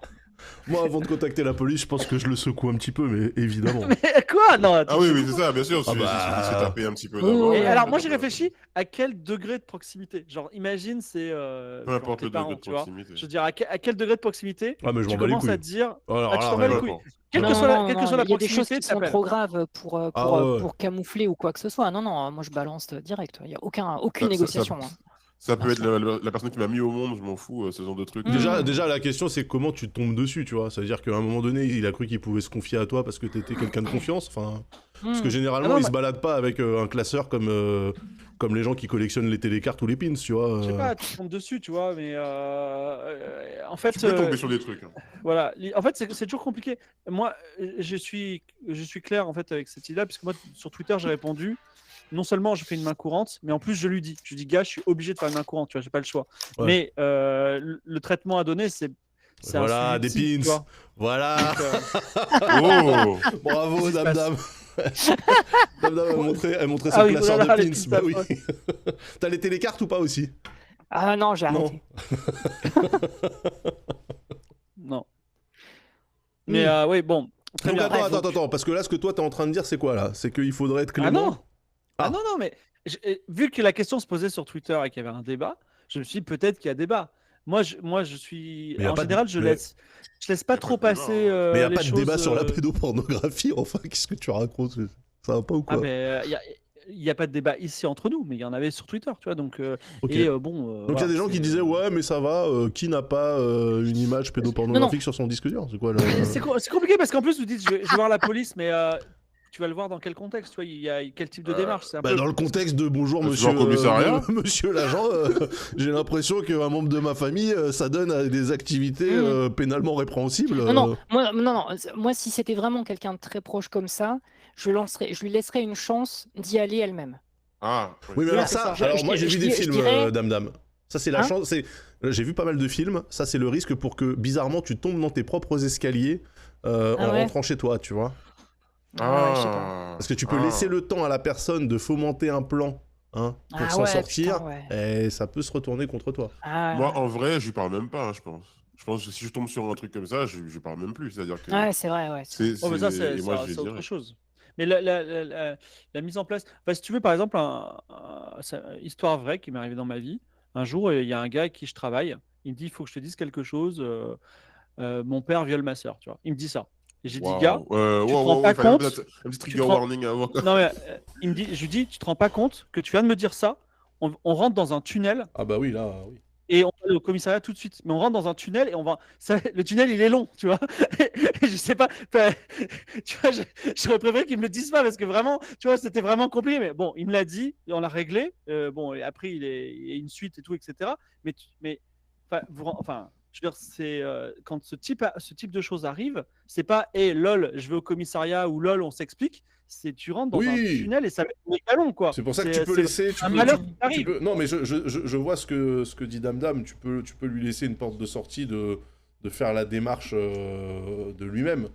Mais moi, je pense que ça, c'est voué à l'échec, en fait. Non, mais t'as raison. Je me suis rendu compte de la connerie en le disant. Non, mais t'as raison. C'est le meilleur moyen pour qu'il supprime tout. Pour qu'il supprime tout, ou pour qu'il se supprime lui-même, ou pour. Non, t'as raison. Alors, je veux pas te dire du mal de la police parce qu'il y en a des biens, il y en a des pas bien, si tu veux. Mais aussi, il y a toujours le problème que tu vas à la police, eux, ils ont déjà trop de travail. Et si tu n'arrives pas à bien défendre ton dossier, ils s'en foutent un peu, tu vois. T'es une affaire parmi d'autres. À mon avis, pour ce genre d'affaires, ils n'ont pas trop de travail. Je pense que si tu arrives avec des preuves. Oui, c'est pas un vol de bicyclette, là, tu vois. Non, moi, je dis qu'il faut faire confiance sur ce genre de cas. Et puis. De toute façon, il y a un truc un peu moral de penser aux victimes potentielles, penser aux réseaux qui peuvent exister, et donc du coup de pouvoir participer à couper un peu ce truc-là, parce que, moi je pense même pas. Là, on réfléchit à beaucoup de choses et tout, comment ça pourrait se passer, comment les policiers pourraient prendre ou pas, mais je pense que le réflexe, en fait, c'est de ne pas le garder pour soi, quoi, de toute façon. Et puis après, selon comment ça se passe, mais il faut pas le garder pour soi. Mais avec Angle Droit, on réfléchit à faire une émission sur le droit. Et il y a des trucs aussi qu'on maîtrise pas très bien, qui est que, vous savez, on dit souvent je vais porter plainte, tu vois. Alors qu'il y a la main courante judiciaire, porter plainte, c'est très spécialiste. Et je pense qu'en France, on sait pas trop comment réagir aussi. Et c'est parce que souvent, tu arrives chez les flics un peu les mains dans les poches de je sais pas trop ce qu'il faut faire. Et les mecs, ils disent revenez demain matin déjà. Alors que, ça, ils l'ont dit pour une femme qui s'est fait buter le lendemain, justement. Bah ouais, en plus, des fois, ils vont te dire désolé, revenez demain matin, parce que vraiment, le gars qui fait ça, il est pas là, tu vois, parce que ça reste une administration, tu vois. Et donc, tu peux être dans un autre commissariat. Et en fait, il y a des tas de tips. Tu vois, on n'a pas un manuel de si vous avez ce type de problème-là, qu'est-ce que vous faites? Et je trouve ça. Voilà. Déjà, moi, le principe de la main courante, c'est vrai que ce serait pas mal, qui consiste en fait à enregistrer le fait que t'as des griefs potentiels contre quelqu'un, mais qui justifient pas de plainter pour de vrai, tu vois, et que du coup on peut s'en servir après pour illustrer un peu ta rubrique nécrologique une fois que tu te seras fait buter par la personne en question. Je trouve ça assez hallucinant, en fait. Alors, qui est un distinguo, tu vois, entre... Pourquoi c'est pas des plaintes directement, en fait. La main courante, c'est souvent dénigré parce que, effectivement, s'il y a un danger de mort, faire une main courante, ça n'a aucun sens. Mais la main courante, elle est utile. Par exemple, si quelqu'un est vraiment dangereux en voiture, c'est bien de faire une main courante, par exemple, parce que, effectivement, les flics ne vont pas la traiter. Enfin, ils vont dire OK, classé. Mais s'il y a 14 mecs qui font une main courante, ils vont dire OK, on a un problème. C'est typiquement, je ne sais pas si vous vous souvenez, il y a une affaire de harcèlement sexuel par Patrick Bruel. En Corse, il y a 3-4 ans. Putain, en fait, c'était ça. De tous ces bails, là. En fait, ce qui s'est passé, ce qui a déclenché le truc, c'est la main courante de trop. C'est genre les meufs, elles avaient en disant il m'a maltraité. Tu vois, je vois, main courante. Et à un moment, ils se sont dit mais bordel, il fait ça avec toutes les meufs, tu vois, allez, on y va, tu vois. Et donc, il faut pas se dire la main courante, c'est inutile. C'est toujours utile si. Non, je dis pas que c'est inutile. Ce que je dis, c'est que. Pourquoi, qu'est-ce qui pourrait justifier que tu veuilles enregistrer une information à l'encontre de quelqu'un qui ne débouche pas sur une plainte immédiatement? C'est genre quoi, on sait jamais, je le mets là maintenant, et puis peut-être que si ça se reproduit, je reviens. C'est un peu comme si la police ouvrait un dossier sur toi. Après, il y a un truc aussi intermédiaire, un peu bâtard, c'est la main courante judiciaire. C'est tu fais une main courante et le flic, il appelle la personne et il dit t'as fait quoi, tu vois. Et en fait, si par exemple, c'est des menaces de mort, par exemple, nous les streamers, on sait que ça peut arriver. Eh ben, en vrai, le fait qu'un flic t'appelle en disant bon, est-ce que j'ai le streamer devant moi, il me dit que vous avez écrit ce message-là, est-ce que c'est vrai ou pas? Même si le mec il dit non et il raccroche, et ben en vrai, il a compris que tu allais à la police, tu vois. C'est un peu un reality check intéressant, quoi. Voilà. Donc, D'accord, mais why not la plainte alors dans ce cas-là directement, enfin. À la plainte, c'est tu rentres dans le tunnel et à un moment tu vas te retrouver dans un tribunal. En vrai, honnêtement, quand c'est pas ton problème, t'as peut-être pas envie d'aller devant un tribunal, c'est tout. Oui, c'est sûr, oui. Oui, T'as envie de mettre ta pierre à l'édifice sans forcément trop t'impliquer. Ok. Voilà. Donc, et effectivement, dans le chat, il y a des gens qui disent que ça s'est mal passé. Effectivement, il y a déjà l'aléa du procès, c'est-à-dire le juge, tu mets 100 affaires pareil, tu vas ressentir. Et puis, tu as des policiers qui sont des humains aussi, parfois, qui ont 10 heures de travail dans les pattes et qui gèrent mal le cas. Voilà. Mais en tout cas, Fibre, ce que tu dis, c'est vrai sur le fait qu'il n'y a pas de mode d'emploi en soi sur quoi faire dans quelle situation. Exactement. Et c'est un vrai problème. Ouais. Et ça arrange un peu, je pense, tout le monde. Ça arrange un peu les policiers, tu vois, qu'on sache pas trop quoi faire. C'est parce que, tu vois, les gens ils disent je viens porter plainte. On leur dit non, c'est pas ce que vous voulez. Et le mec il repart, quoi. C'est un truc de Jedi. Mais non, mais t'as raison, Fibre, dans tout cas. Et je trouve que s'il y a une émission qui se fait là-dessus, je pense que ce sera vraiment salutaire parce qu'il y a des choses comme ça essentielles de la vie.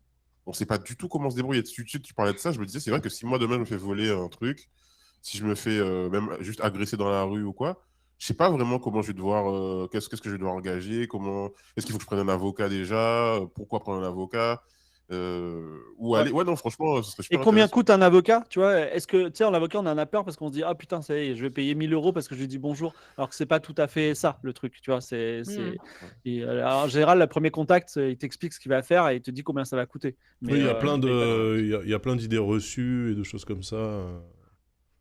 Alors, Cool Baby Goats dans le chat, je n'essaie pas d'éviter de critiquer la police. J'essaie de ne pas prendre tout un corps de métier avec 2 millions de personnes, enfin, que dis-je, 20 millions de personnes et leur dire vous êtes tous des cons incapables. Voilà. D'autant plus que. Voilà. Et alors que moi, je le fais, par exemple. Non, mais depuis 2018, ils sont devenus un peu compliqués, les policiers, y compris pour les blancs qui ont un nom bien François le Français. Compliqué, qu'est-ce qu'il y a au premier? Impliqué, voilà. Donc, impliqué, oui. Bien, c'est. Voilà. Mais c'est vrai que 1-3-1-2, comme dirait l'autre. Non, mais c'est compliqué. Alors, on va sortir, on va réalléger, ça y est, on va réalléger l'information. C'est bon, on a fini avec Palmade, là? On sort du tunnel Palmade, c'était... J'attendais un twist, j'attendais un petit twist, là. Non, il y a eu pas mal de twists dans cette histoire. Alors, petit sujet qui est le sujet miroir dont on a parlé tout à l'heure de la nostalgie, c'est je me suis aperçu qu'il y avait Pékin Express qui recommençait. Pékin Express, ils sont à la 18e saison. Et Pékin Express, quand j'ai vu l'épisode... du tout à Pékin, hein.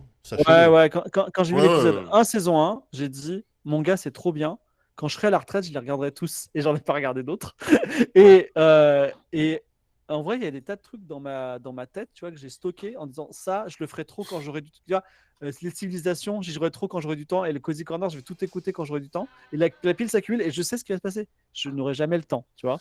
Et je voulais savoir si il y a des trucs, vous dites, ok, ça c'est vraiment pour plus tard, mais je le ferai. Et en fait, vous le faites jamais, tu vois. Genre des trucs à consommer. Oh bah oui. Bah, Elden Ring. Tu as pas joué à Elden Ring? Ah non, bah non, j'ai pas eu le temps. En fait, j'étais encore en arrêt maladie, en gros, quand le jeu est sorti. J'ai repris les lives, la hype était déjà passée, et ça fait depuis 1 an que je me dis que le mois prochain, peut-être je vais le lancer, mais je sais très bien qu'au fond de moi, j'ai pas le temps, je le lancerai jamais. Est-ce que c'est parce que tu joues tout le temps à Vampire Survivor, par exemple? Non, c'est parce que je joue à d'autres trucs et que le jeu m'intéresse, il m'intrigue, mais je sais qu'il y a beaucoup d'attentes de la part des gens qui me suivent que je me lance dessus. Et je sais aussi qu'il est extrêmement long et extrêmement dur. Et je sais pas, je le sens pas. Il y a un truc qui fait que je le sens pas. Mais d'un autre côté, le jeu m'intrigue énormément. La Xenosaga aussi. La Xenosaga, c'est une série de JRPG très peu connue sur PS2. C'est un des spin-offs, des nombreux spin-offs de Xenogears, et c'est des épisodes qui c'est extrêmement long, c'est vraiment du space opéra ultra old school. Ça fait depuis 20 ans que je rêve de les faire. Je sais que je n'aurai pas le temps parce qu'il faut prendre 400 heures et que je n'ai pas 400 heures. Quoi. Donc la question de Fibre, en gros, c'est est-ce qu'on a un backlog, concrètement? Alors, moi, j'aime pas trop le backlog parce que je trouve que c'est un faux problème, le backlog. C'est-à-dire que on achète plein de jeux compulsivement sans avoir l'intention forcément d'y jouer. Ah oui, Tandis donc que c'est moi, un je te parle d'un backlog truc premium. où tu te dis, Ok. ouais, tu te dis ça, franchement, un jour, je serais bien, j'aurais le temps et je m'y mettrais. Tu vois. Moi, non, ça m'arrive pas. Moi, ça m'arrive, et en fait, globalement, je voulais l'écrire d'ailleurs ou en faire quelque chose, parce que c'est un sujet, moi, qui est un peu un sujet d'angoisse pour moi. Pas d'angoisse, mais de frustration. C'est-à-dire que moi, personnellement, j'adore le jeu vidéo, j'ai grandi avec les jeux vidéo et tout, et je vis une sorte d'amour-haine avec les jeux vidéo en ce moment. Et je sais pas s'il y a d'autres gens qui vivent ça dans le chat, peut-être. Non, mais c'est normal. Où il y a de la hype qui monte de ouf sur des jeux, et où je me hype moi-même. Par exemple, j'ai vécu ça avec... Elden Ring, moi. Hideo Kojima. Non, pas Elden Ring. Moi, ça me l'a fait avec Elden Ring, tu vois. Où j'étais complètement hermétique et quelques jours avant, j'ai trouvé que le jeu était incroyable. J'y ai joué 12 heures, après je fais ouais, ok, bah les couilles, voilà. Tu vois. Ouais, moi, il y a des jeux comme ça où il y a beaucoup. Death Stranding. Ouais, Death Stranding. Ah oui, Death Stranding. Il y a plein d'autres jeux comme ça qui me hype avec des trailers, avec des vidéos de gameplay, des influenceurs et tout. Ouais. Et en fait, quand je vois après le jeu, quand je peux le toucher, le tester, faire des démos et tout, je suis hyper dégoûté et j'y touche plus. Et j'y touche pas. Et donc, j'ai plein de jeux comme ça où je me dis, ah ouais, je vais le faire. Pendant un an, j'y pense. Et après, je le fais pas. Donc, parce que je sens que je vais être déçu. Tu montes dans le hype train et tu es déçu à l'arrivée, c'est ça? En gros. Ouais. Bah oui, et je dirais, c'est normal. Enfin, c'est bien à ça que ça sert.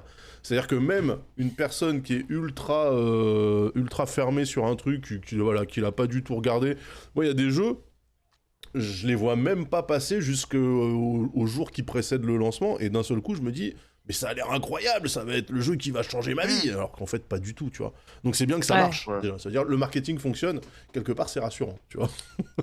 Ouais, mais pareil, tu vois, les séries américaines, tu vois, il y a trop de trucs qui sortent, c'est ce que je disais au début de l'émission aussi, de toute façon, c'est pour ça que moi, je me mets pas de notes pour plus tard, tu vois. C'est-à-dire que si je peux pas jouer au truc, là, en fait, j'y joue pas, mais j'y pense pas. Et si plus tard, le truc réapparaît, magiquement devant moi, et que j'ai du temps, j'y jouerai, sinon je le réoublierai jusqu'à la fois d'après, tu vois. Parce que sinon, en fait, c'est trop frustrant, tu vois, de voir une pile s'empiler comme ça et de te dire ah, je peux pas le faire parce que je dois être dans les meilleures conditions, etc. En fait, franchement, si t'as le temps, tu le fais, si t'as pas le temps, tant pis, et puis on verra plus tard, tu vois. Mais le côté vraiment problématique de ça pour moi, et c'est ça là où j'ai ma frustration, c'est que depuis que j'utilise Twitch régulièrement, donc depuis 2018, que je regarde vraiment beaucoup de streams sur Twitch, en fait, je vois beaucoup de jeux que j'ai laissé passer parce que j'avais pas envie d'être déçu. Et je vois des gens y jouer et je me dis merde, putain, mais tout le monde y joue, mais c'est pas si mal. Elden Ring, ça m'a fait ça par exemple. Elden Ring, j'y joue pas. Mais je vois des gens qui s'amusent dessus et j'ai pas envie. Enfin, il y a un truc là c'est bizarre, là c'est bizarre, Samora. Là c'est pas normal. Il y a un truc qui me fait ouais, mais je vais être déçu, donc voilà, je l'ai à la maison là, je l'ai acheté. Non, mais si tu l'as, et je joue pas. Mais si tu l'as, lance-le. Enfin, qu'est-ce que c'est que ces conneries? Bah non, parce que je me dis, je vais être déçu. Mais je dis mon problème. Non, mais ça va pas. Mais ça va pas être déçu, il est vachement bien. Mais ça va pas du tout, Samora, là. Qu'est-ce que c'est que ces conneries? Moi, je sais pas. Il y a un truc que j'ai remis pour plus tard à Forever, c'est Berserk. C'est un manga. Ouais. Mais je crois que le gars est mort. Et du coup, je sais pas s'il sera fini un jour. Et si, parce qu'il avait pas un apprenti là qui. En fait, il a donné des instructions à son équipe machin. Donc, ça sera pas exactement pareil, mais théoriquement, il y a des instructions pour la narration de la fin de Berserk. Après, bon, il y aura pas la mise en scène, il y aura pas il y aura pas la patte, quoi. Mais c'est pas comme certains mangaka qui décèdent où vraiment, là, tu restes sur ta fin et aucune idée de ce que l'auteur voulait faire. Là, a priori, il y a quand même pas mal de choses sur la fin. Okay. Bon, alors, toujours... voilà, c'est la peer pressure. Exactement, Samora. Intense Dog, il a raison. C'est la pression des pairs. Un très bon morceau de Mobb Deep que je te conseille d'écouter. Alors, okay, je vais écouter il faut se détacher de ça, Samora. Il faut arrêter de regarder des streamers, par exemple. J'ai un sujet en un mot. Booba. Oh là. Booba. Ouais. Oh là là. Booba, c'est un artiste musical français. Oh putain. Mais j'ai l'impression qu'il tourne un peu Daz, c'est-à-dire qu'il devient un peu social Un justice tweetos. warrior, non? Non, parce qu'il C'est a... un tweetos, ça. En fait, Booba... Putain, comment dire ça sans me faire allumer moi-même? Le problème, c'est que... Ouais, fais attention, Ouais, Daz, fais très ouais, attention. le mec a zéro limite. Non, Booba, c'est un artiste évidemment central dans le rap français. C'est un mec qui a une carrière assez incroyable. C'est un très bon lyriciste, un très bon rappeur aussi, même si effectivement ça fait quelques années qu'il arrête de rapper, enfin en gros il se fait pas chier. Mais effectivement, il a aussi un côté bully de cours de récré, puissance 4 milliards, tu vois, qui fait que il n'hésite pas à s'en prendre à absolument n'importe qui via les réseaux sociaux. Mais et il chambre comme on pouvait chambrer quand on était au lycée, sauf que le mec il a plusieurs millions de followers, du coup ça prend une amplitude un peu différente. Et là ce qui se passe, alors généralement tous les gens qui un jour dans leur vie ont bossé avec Booba finissent par devenir son ennemi juré à un moment donné et donc attirent sur eux ses foudres. Voilà, en gros tu taffes avec lui, tu seras un jour le paratonnerre. Et en fait, ça fait quelques mois maintenant qu'il s'est pris la tête avec ce qu'il appelle les influx voleurs, qui sont en fait... Exactement, il a inventé ce hashtag. Voilà, les influenceurs liés de près ou de loin à Magali Berda, Dubaï, Ouais. Ah oui. voilà, toutes ces Télé-réalité, saloperies, voilà, la télé-réalité, le dropshipping, les gens qui C'est proposent... pas bête non plus, c'est bien. Ah bah non, mais en fait c'est ça qui est marrant, c'est comme si en fait t'as un problème avec ton voisin qui galère depuis ultra longtemps et d'un seul coup t'as un loup-garou qui vient t'aider, tu vois. Donc évidemment, Ouais. les gens qui étaient en prise avec ces influenceurs qui se... Tu vois, on parle de gens par exemple, tu sais, qui incitent à faire du trading, du copy trading sur les marchés des devises ou ce genre de trucs, où ils te disent juste rejoins mon groupe Telegram, copie mes ordres, passe-les dans l'application et tu verras, tu vas devenir millionnaire et machin, quand on veut on peut, blablabla, voilà. C'est tous ces gens-là donc qui sont vraiment victimes de réelles escroqueries, vraiment, hein, et qui savaient pas quoi faire parce que les influenceurs sont à Dubaï, donc ils sont pas soumis aux lois françaises, machin, etc. Donc en gros, c'est limite s'ils ils te disent pas merci pour ton oseille et puis hasta la vista. Bah là, effectivement, t'as un mec avec le reach de Booba qui arrive pour pour t'aider à porter ton sac. Bah ouais, c'est une aubaine, clairement.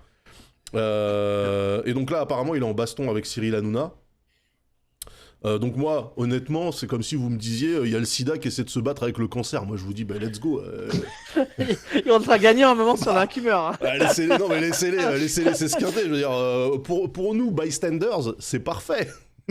C'est parfait. Mais attention, pour les gens qui pourraient penser que Booba est un chevalier blanc, il est chaud quand même, hein, le mec. Il est chaud. Quand tu dis les choses, c'est-à-dire bah, c'est-à-dire que s'il veut te foutre dans la sauce, il te mettra dans la sauce. Enfin, vraiment, c'est-à-dire qu'il est nos limites. Il est nos limites, Booba, tu vois. Ce qui n'enlève rien à ses qualités artistiques par ailleurs. Parce que moi, je continue à dire que c'est un mec ultra important pour le rap en France, en tout cas. J'imagine que vous n'avez pas de proches qui se font arnaquer.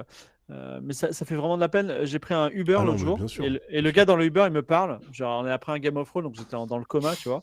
Et le mec, il me dit... Non, mais vous savez, je gagne beaucoup d'argent avec Uber, mais en ce moment, je suis une formation sur Internet pour devenir riche. Bah oui, mais... Alors, merde. Merde, et là, je lui dis, c'est du dropshipping. Il me dit, mais comment vous le savez? Oh my god. Et tu sais, à un moment, il me dit, non, mais le gars, il est sérieux, il a vachement d'abonnés Instagram. Et je lui dis, vous savez qu'on peut acheter des abonnés Instagram? Il m'a dit, quoi? Il m'a dit, mais vous me donnez une information qui vaut de l'or, là, tu vois? Parce que moi aussi, je peux acheter des abonnés. J'ai dit, bah voilà. Mais ça c'est le gros de la population, ça. Ouais, c'est vrai qu'on a tendance à dire... La plupart des gens pensent comme ça, en fait. Ne sont pas au courant et tout. Ouais. Mais en fait, mais encore une fois, ça veut dire que ça fonctionne. Ça veut dire que... Enfin, moi, quand je vois un influenceur qui a fait les Marseillais contre le reste du monde... qui roule dans une Bugatti Chiron avec une montre Richard Mille de très mauvais goût mais à 250 000 balles, mais moi j'y crois pas en fait. Je me dis ta Bugatti Chiron tu l'as louée cousin, tu vois, enfin ne croyez pas ce que vous voyez, les mecs ils font que ça à Dubaï, leur but à eux c'est de péter la tirelire pour faire des stories qui donnent envie, pour inciter des gens qui sont au SMIC à balancer 1/10 de leur salaire dans leur combine quoi. Et, ouais, parce que la formation est méga chère. Et ça me fait vraiment de la peine. En fait, on se demande pourquoi d'ailleurs les gens font des formations pour que les autres deviennent riches. Ça va, ils sont riches. Enfin, c'est super bizarre. Et j'ai eu vachement de peine pour ce gars tu vois, qui fait du Uber, qui trime toute la nuit. Et dans l'espoir, il va se faire tout voler, quoi. Mais moi, je comprends que Booba, il soit vénère. Moi, je serais Booba. Mais non, mais bien sûr. Après, Booba, il est vénère pour d'autres raisons, mais effectivement. Oui, c'est ça, c'est pas exactement pour ça que. En fait, il y a une communauté d'intérêt. C'est juste l'ennemi de mes ennemis sont mes amis, tu vois. Donc là, c'est ce qui se passe et c'est très cool que ça arrive. Et effectivement, moi, je suis pour que tous ces putains d'influenceurs-là soient mis face à leurs responsabilités. Maintenant, si c'était que je moi. Sais pas, moi, je pense qu'il y a 2 débats là quand même. Hein. Ah ouais, pourquoi Parce que là, on a dérivé, on parle des influenceurs, machin. Ton sujet de base, toi, Fingre, c'était sur Booba en lui-même, quoi, non? Ouais. C'était Booba, mais c'était Donc aussi... pour prendre sa défense, il est vénère. Il y a des choses... il a des amitiés avec Zemmour, c'est ça. Il a également des Jean Messia, tout ça. Voilà, mais en fait, le mec, lui, il est complètement décomplexé par rapport à 1 milliard de sujets, parce qu'il part du principe qu'en politique, de toute façon, il n'y a que des connards, que la France, c'est un pays de merde, le mec, il vit à Miami. Donc, en fait, pour lui, Zemmour, Messia ou François Hollande, c'est la même chose. Tu vois, bon. Ouais. Moi, je pars du principe que non, mais moi, j'ai un problème. Enfin, j'ai du mal à voir sa ligne, tu vois. Alors, moi, je suis plutôt content de justement cet arc un flux voleur, mais je pense qu'il, comme Fibre disait, Rabbit Hole, il est tombé dans un Rabbit Hole lui-même parce qu'au départ, c'était pas du tout son combat, et au final, il s'est rendu compte qu'il y avait une couche, puis une autre couche qui menait à Nouna, tu vois. Ouais. Et donc maintenant, il se bat contre le boss final. Oui, c'est un peu ça. Ouais. Non, je pense que c'est pas le true last boss, mais c'est un demi-boss, on va dire. Ouais. Et mais le truc, c'est que, je sais pas, à côté de ça, c'est un mec, je pense qu'il est il a l'air un peu du père sur les sujets d'actualité, c'est vrai. Comme il est loin de tout ça, il se mélange un peu avec des gens bizarres. C'est un type qui a 47 ans 45. Non, il est de 46 ans. Je crois qu'il est de 76 ou de 75. Peut-être 76, donc il a 2 ans de plus que Fibre et moi, donc nous on a 45 cette année, donc il aura 47 ans. Et effectivement, quand tu l'entends en interview notamment, dès qu'on commence à parler, le mec est assez incollable sur tout ce qui est lié à son art. Franchement, tu l'écoutes parler son, parler... Tu vois, c'est Booba le premier qui a ramené l'autotune dans le rap en France, tout le monde se foutait de sa gueule, tout le monde l'a fait derrière, c'est Booba qui a décidé de se mettre en danger sur certains trucs, de prendre des directions artistiques où on l'attendait pas, tout le monde s'est foutu de sa gueule, tout le monde a fait pareil derrière, donc je veux dire, le mec sur la musique, il est calé, y a rien à dire. Par contre, effectivement, dès qu'on commence à sortir de ce truc-là, et à parler notamment de politique, effectivement... Moi, je suis un peu déçu, parce qu'effectivement, t'as l'impression que le mec, il est au-dessus des trucs, donc il se pose même pas de questions, il a pas de conviction, il a fait un son qui s'appelle Variant, c'est un groupe WhatsApp, son tu vois, c'est que des trucs que t'entends tes tontons sur Facebook ou WhatsApp dire qui sont sourcés, sources bizarres, sujets bizarres, qu'on peut en limite conspi et tout. Mais après, moi je l'aime beaucoup en tant qu'artiste, j'écoute beaucoup ce qu'il fait et tout, mais c'est vrai qu'il est dans la période 2020, on va dire, il y a un switch un peu. Ouais. Bah, en fait, c'est juste qu'on lui donne la parole. Plus. Ouais. Tu vois. Mais je veux dire, c'est pas Booba que tu verras... Parce que les gens, ils disent, ouais, c'est un peu Kanye West. Non, je suis désolé, Kanye West, après Katrina, il était à la télé et il a dit, George Bush, on a rien à foutre des Noirs aux États-Unis, tu vois. Donc ça te demande quand même un positionnement politique, à un moment donné, pour sortir ce genre de message à la télé nationale, tu vois. Je pense que Booba, il ferait pas ça, lui, tu vois. Il te sortirait des trucs, oui, les Noirs en France, on est défavorisés, machin, etc. Mais je pense qu'il creuserait pas sur les pourquoi, les raisons, les machins, comment faire pour que ça change, etc. Parce qu'il dirait, bah, après, c'est pas mon problème, tu vois. C'est un mec qui dodge beaucoup, vachement, en mode, ça me concerne pas, je m'en fous, tu vois, donc bon. Si vous me permettez, oui. Un autre petit sujet, parce que... ça devient un peu trop technique. On dirait Cyril Hanouna quand tu dis ça. Annonce il y a 1 heure. Donc, ouais, annonce il y a 2-3 heures. Tu veux continuer, Dame tu veux Non. J'ai pas envie d'avoir de problème. Donc, non. Alors, vous avez suivi l'actualité Twitter ces derniers temps qui est très complexe. D'ailleurs, j'ai beaucoup de mal aujourd'hui. C'est dur à suivre. Hein. Être sur l'algorithme, être présent, visible. Je ne sais pas si vous êtes au courant, par exemple, quand vous mettez une URL dans un tweet, vous êtes tout de suite shadowban, c'est très compliqué. Alors c'est ce que MV a dit, je ne sais pas si c'est vrai. Hein. Bah, moi, quand j'ai un stream important, en tout cas, je fais ce qu'il fait, c'est-à-dire je mets pas de l'URL, quoi. Je dis retrouvez-moi sur ma chaîne Twitch et puis voilà. Donc, mais il se trouve que, voilà, c'était annoncé il y a 2 heures, Meta va faire une expérimentation sur l'Australie et la Nouvelle-Zélande, c'est-à-dire que maintenant, on va faire des badges de certification payants, authentification de compte, mais ce sera payant, c'est-à-dire un abonnement payant.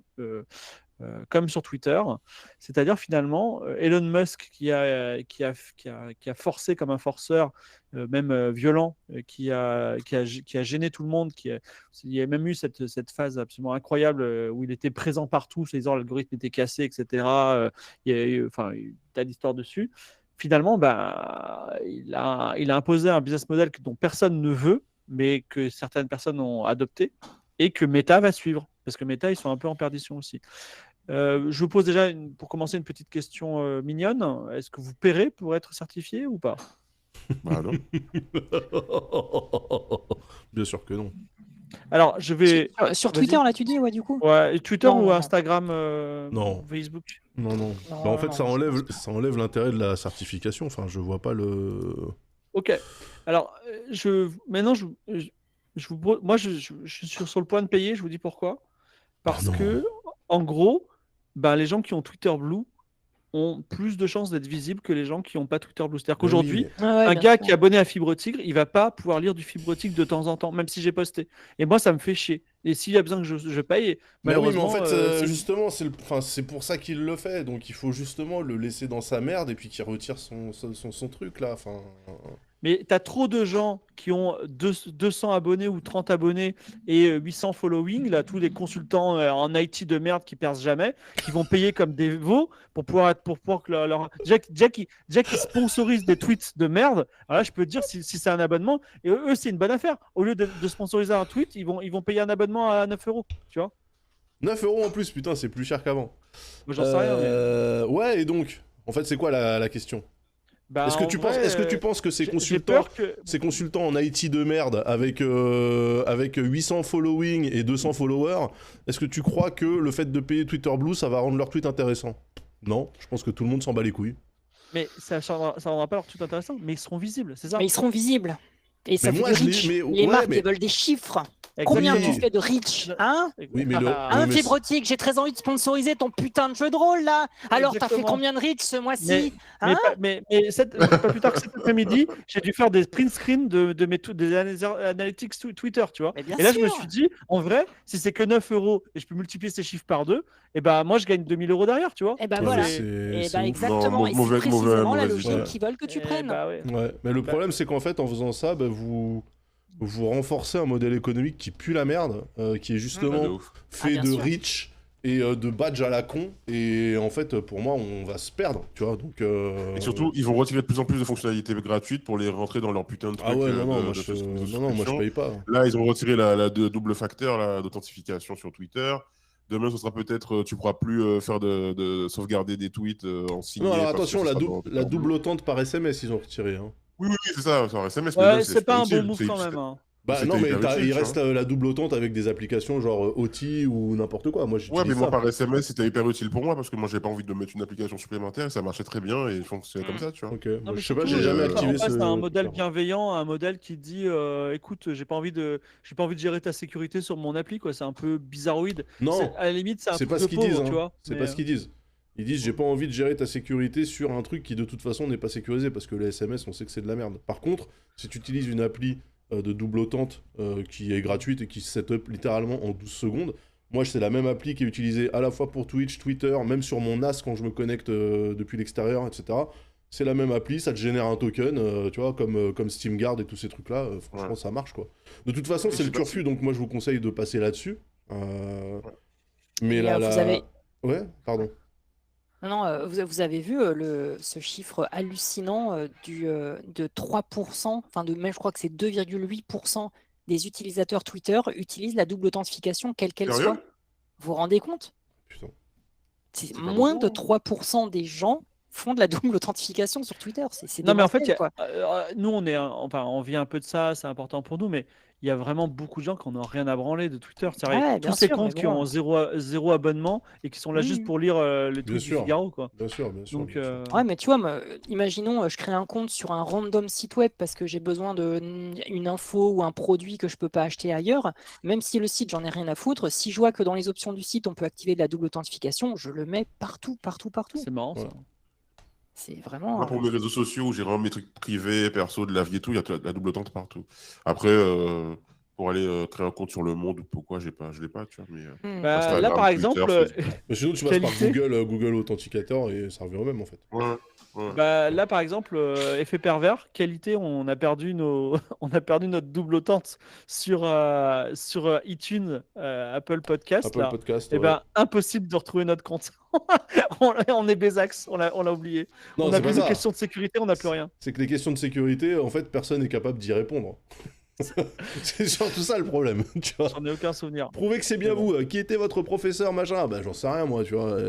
Qui a créé le compte? Donc, il faut demander soit à Philippe, soit à Lam, soit à Ghislain, soit à Sylvain, soit à Mélissa. Bon. C'est mort. Bon, Voilà. bref. Donc oui, Bon, encore voilà, un move. donc- Non, franchement, Phil, moi je te dis, alors je sais que toi tu t'en fous parce que tu défiscalises tout, parce que ça va passer Non, sur je ta m'en fous boîte pas, et mais tout. non, mais je suis aussi Mais, triste que toi. Moi, j'adorais Twitter. Ça a été c'est un milieu dangereux quand même, épuisant parfois. Mais vraiment, depuis qu'il y a Elon Musk, je suis aussi fatigué quand il y avait Trump. Tu vois. Mais C'est vraiment t'imagines, tous les jours une dinguerie. mais t'imagines, t'es aussi fatigué et du coup tu consens à payer 8 balles par mois à cet enfoiré, mais putain.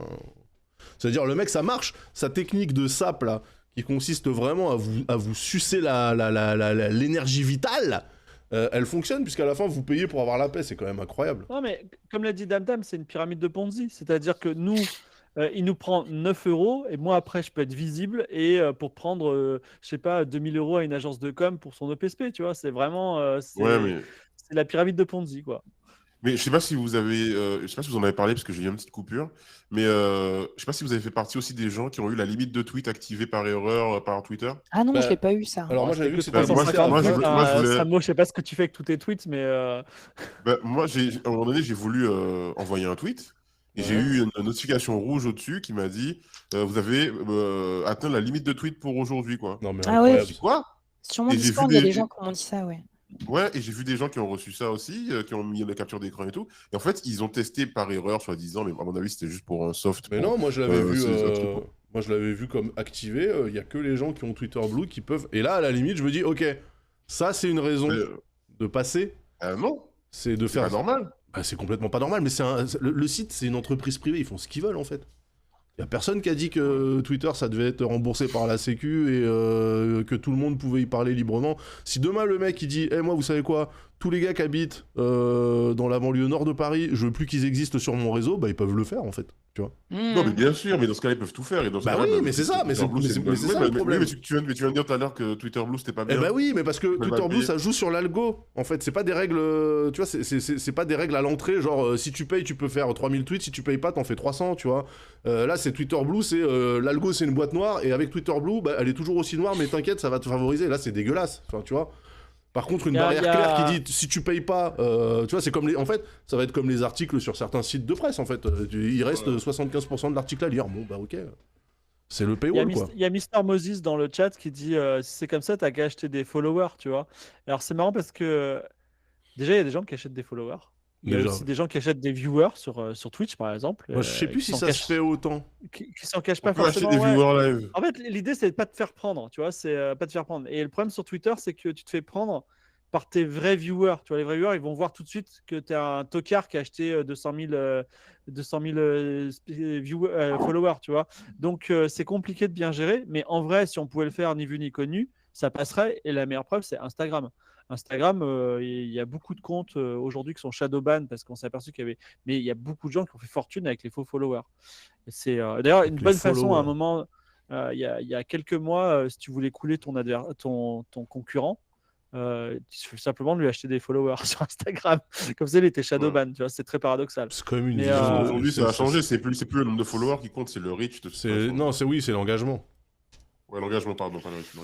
Bref, c'est bizarre. En fait, en vrai. Moi, je vais vous dire honnêtement, à chaque fois que je vois des interactions, je regarde les métriques des comptes et je ricane. Hein. Quand je vois des mecs, genre 37 000 followers sur SoundCloud et un commentaire sur un truc qu'ils ont posté, tu dis, ouais, foutez de notre gueule, tu vois. Enfin, vraiment. Ouais, bien sûr. Mais c'est Bien sûr. plus pour la blague. Je me dis, ah tiens, lui c'est un enculé. Ah bah lui aussi. Ah bah elle aussi. D'accord, ok, très bien, tu vois. Mais moi je me dis que tôt ou tard, ça leur pètera à la gueule. Et Ouais. il me semble qu'on l'a vu justement. À quel moment Avec David on l'a- Michigan. Ouais, déjà, notamment. David Michigan, l'influenceur français qui a plus d'abos Instagram que Squeezie. Et, Ouais. et qui vit en faisant des personne ne connaît. formations. Non, il est en procès contre Babor en plus, parce que Babor a fait une vidéo YouTube Ouais. contre Ah lui. oui, Et c'était c'est ça. fini là, c'est bon. Hein. Ah, c'est une bon, série c'est télé, le truc, faut le suivre, Ouais, c'est trop bien. ouais. Ok. Alors c'est intéressant, Cyprien, des millions sur Twitter et des millions sur YouTube, mais 50 likes par post. Bah, en fait, c'est très intéressant. Il a gueulé en plus, Enfin, Cyprien, quoi non? Il a gueulé Quoi, sur pardon sur sa vidéo qu'il a fait, sur son film qu'il a Ah, fait, qui avait pas assez de Bah reach et ouais, tout. bah. Enfin, alors moi, j'ai jamais été dans le délire de l'algorithme YouTube parce que je me considère que je suis un nain de YouTube et je percerai jamais, tu vois, donc je m'en fous. Mhm. Mais je sais que les gros de YouTube, ils sont super vénères, quoi. Ne serait-ce que Mais c'est déjà, cool, c'est enfin, comme ça. là, il y a le JDG qui, comment ça s'appelle, qui a gueulé un bon coup sur les. Là, je crois même qu'il poursuit en justice, hein, tous les comptes qui font de la thune en reprenant en forme de shorts des Ah extraits oui. vidéo. Et c'est vrai qu'aujourd'hui, les shorts, ils prennent toute l'attention de YouTube et tu peux shorter en fait n'importe quoi. Je sais pas si tu es au courant, Daz, mais il y a des shorts de toi tirés de Game of Thrones les deux tours qui se baladent sur plein de comptes. Et Ah on bon les connaît pas du tout, ces comptes. Ah ouais, c'est juste des gens qui ont clippé, Mais genre c'est scandaleux! la Non mais alors attends. Golzitouni, et les mecs, ils se font genre 2 millions de vues et ils gagnent de la thune sur ton dos, Daz. Ah J'espère voilà, que t'es c'était ma content. alors c'était ma question. C'était ma question. Est-ce que ces gens gagnent de l'argent ou pas? Donc là maintenant j'ai ma Ils réponse. gagnent de l'argent depuis 2 semaines. Là. Avec les shorts, c'est monétisé depuis 2 semaines. Très bien. Eh bien, nous allons commencer à faire des takedowns en série alors. Non mais ok. Voilà, donc. En fait, que les Mais gens bon. se fassent de l'oseille, moi ça me dérange pas. Du moment Mm. que les gens qui sont concernés aussi se touchent leur oseille, tu vois. Donc si tu te fais 2 millions en affichant ma gueule sur ton compte YouTube, bah, j'espère que tu vas quand même partager un peu, tu vois, la moula, parce que bon, merde. Ouais, bah Pas sûr là, qu'il je se pense passe pas que le gars te grand-chose, connaisse mais, en fait. Mais bon. Bah oui, mais dans ce cas-là, si tu me connais pas, pourquoi tu me fous dans tes shorts, tu vois? Parce que je pense que c'est automatisé en fait. Je suis même pas sûr qu'il y ait un humain Ouais. derrière ces Ah ouais? comptes en fait. Ouais. Ah Ah, ouais? tu crois que c'est du... Ouais. Ouais, ouais. Les Bah, chaînes. Alors pour les reels, enfin oui, non, pour les shorts, je pense aussi. Mais en fait, il y a plein de chaînes de clips qui maintenant se font de plus en plus remplacer par des chaînes de shorts YouTube. Oui, clairement, t'as des logiciels voilà, qui existent pour.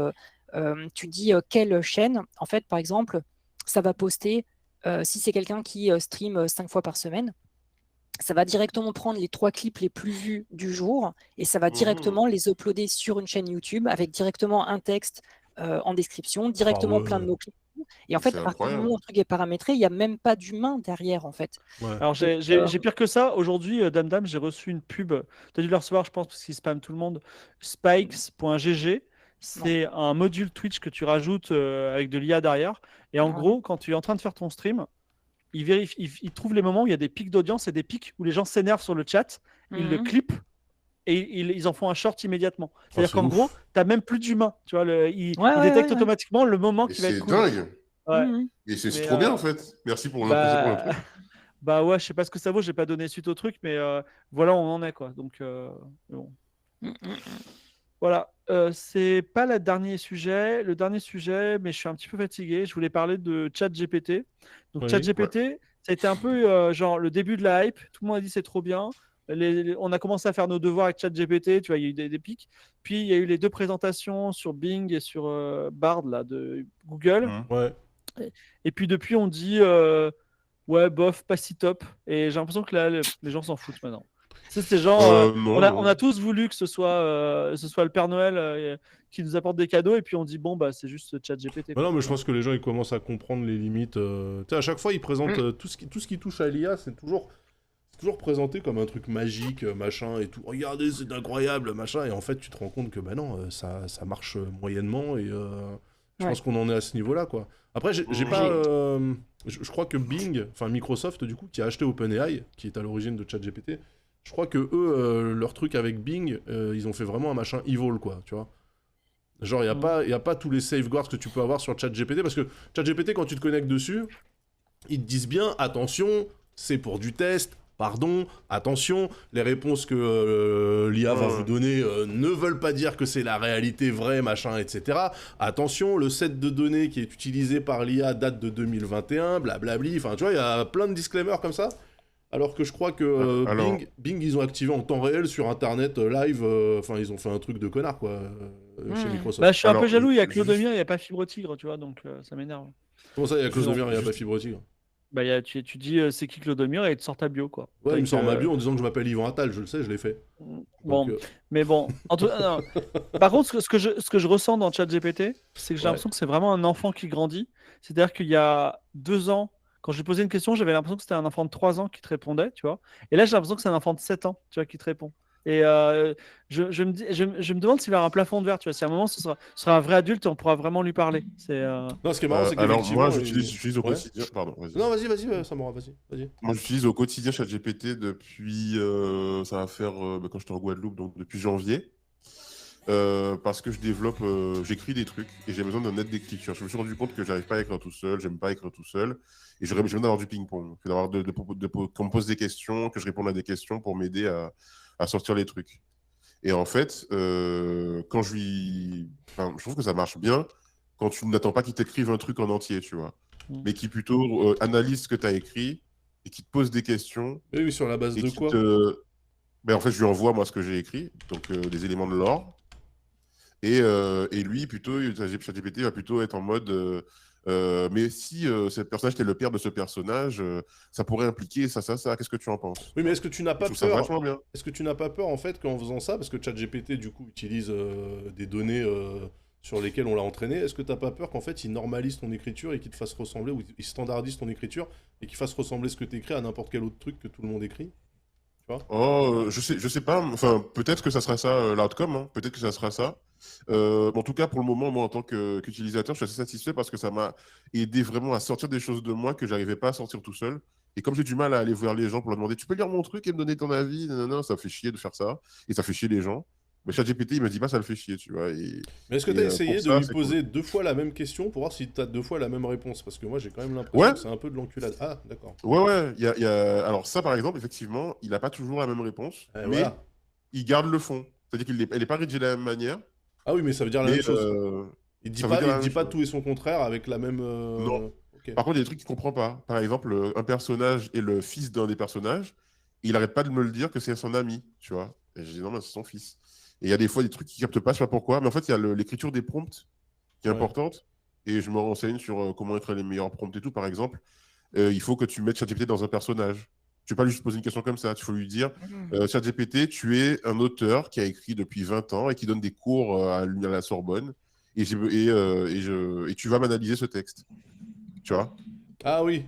Si tu lui demandes une analyse comme ça, analyse ce texte, en fait, il faut qu'il contextualise l'analyse, en fait. Bateau. Ouais, c'est ça, il faut contextualiser, tout contextualiser. Mais tu te rends compte qu'en fait, le temps que tu as passé là à essayer de comprendre comment fonctionnent les prompts sur ChatGPT, ça se trouve, tu aurais pu continuer à écrire ton truc.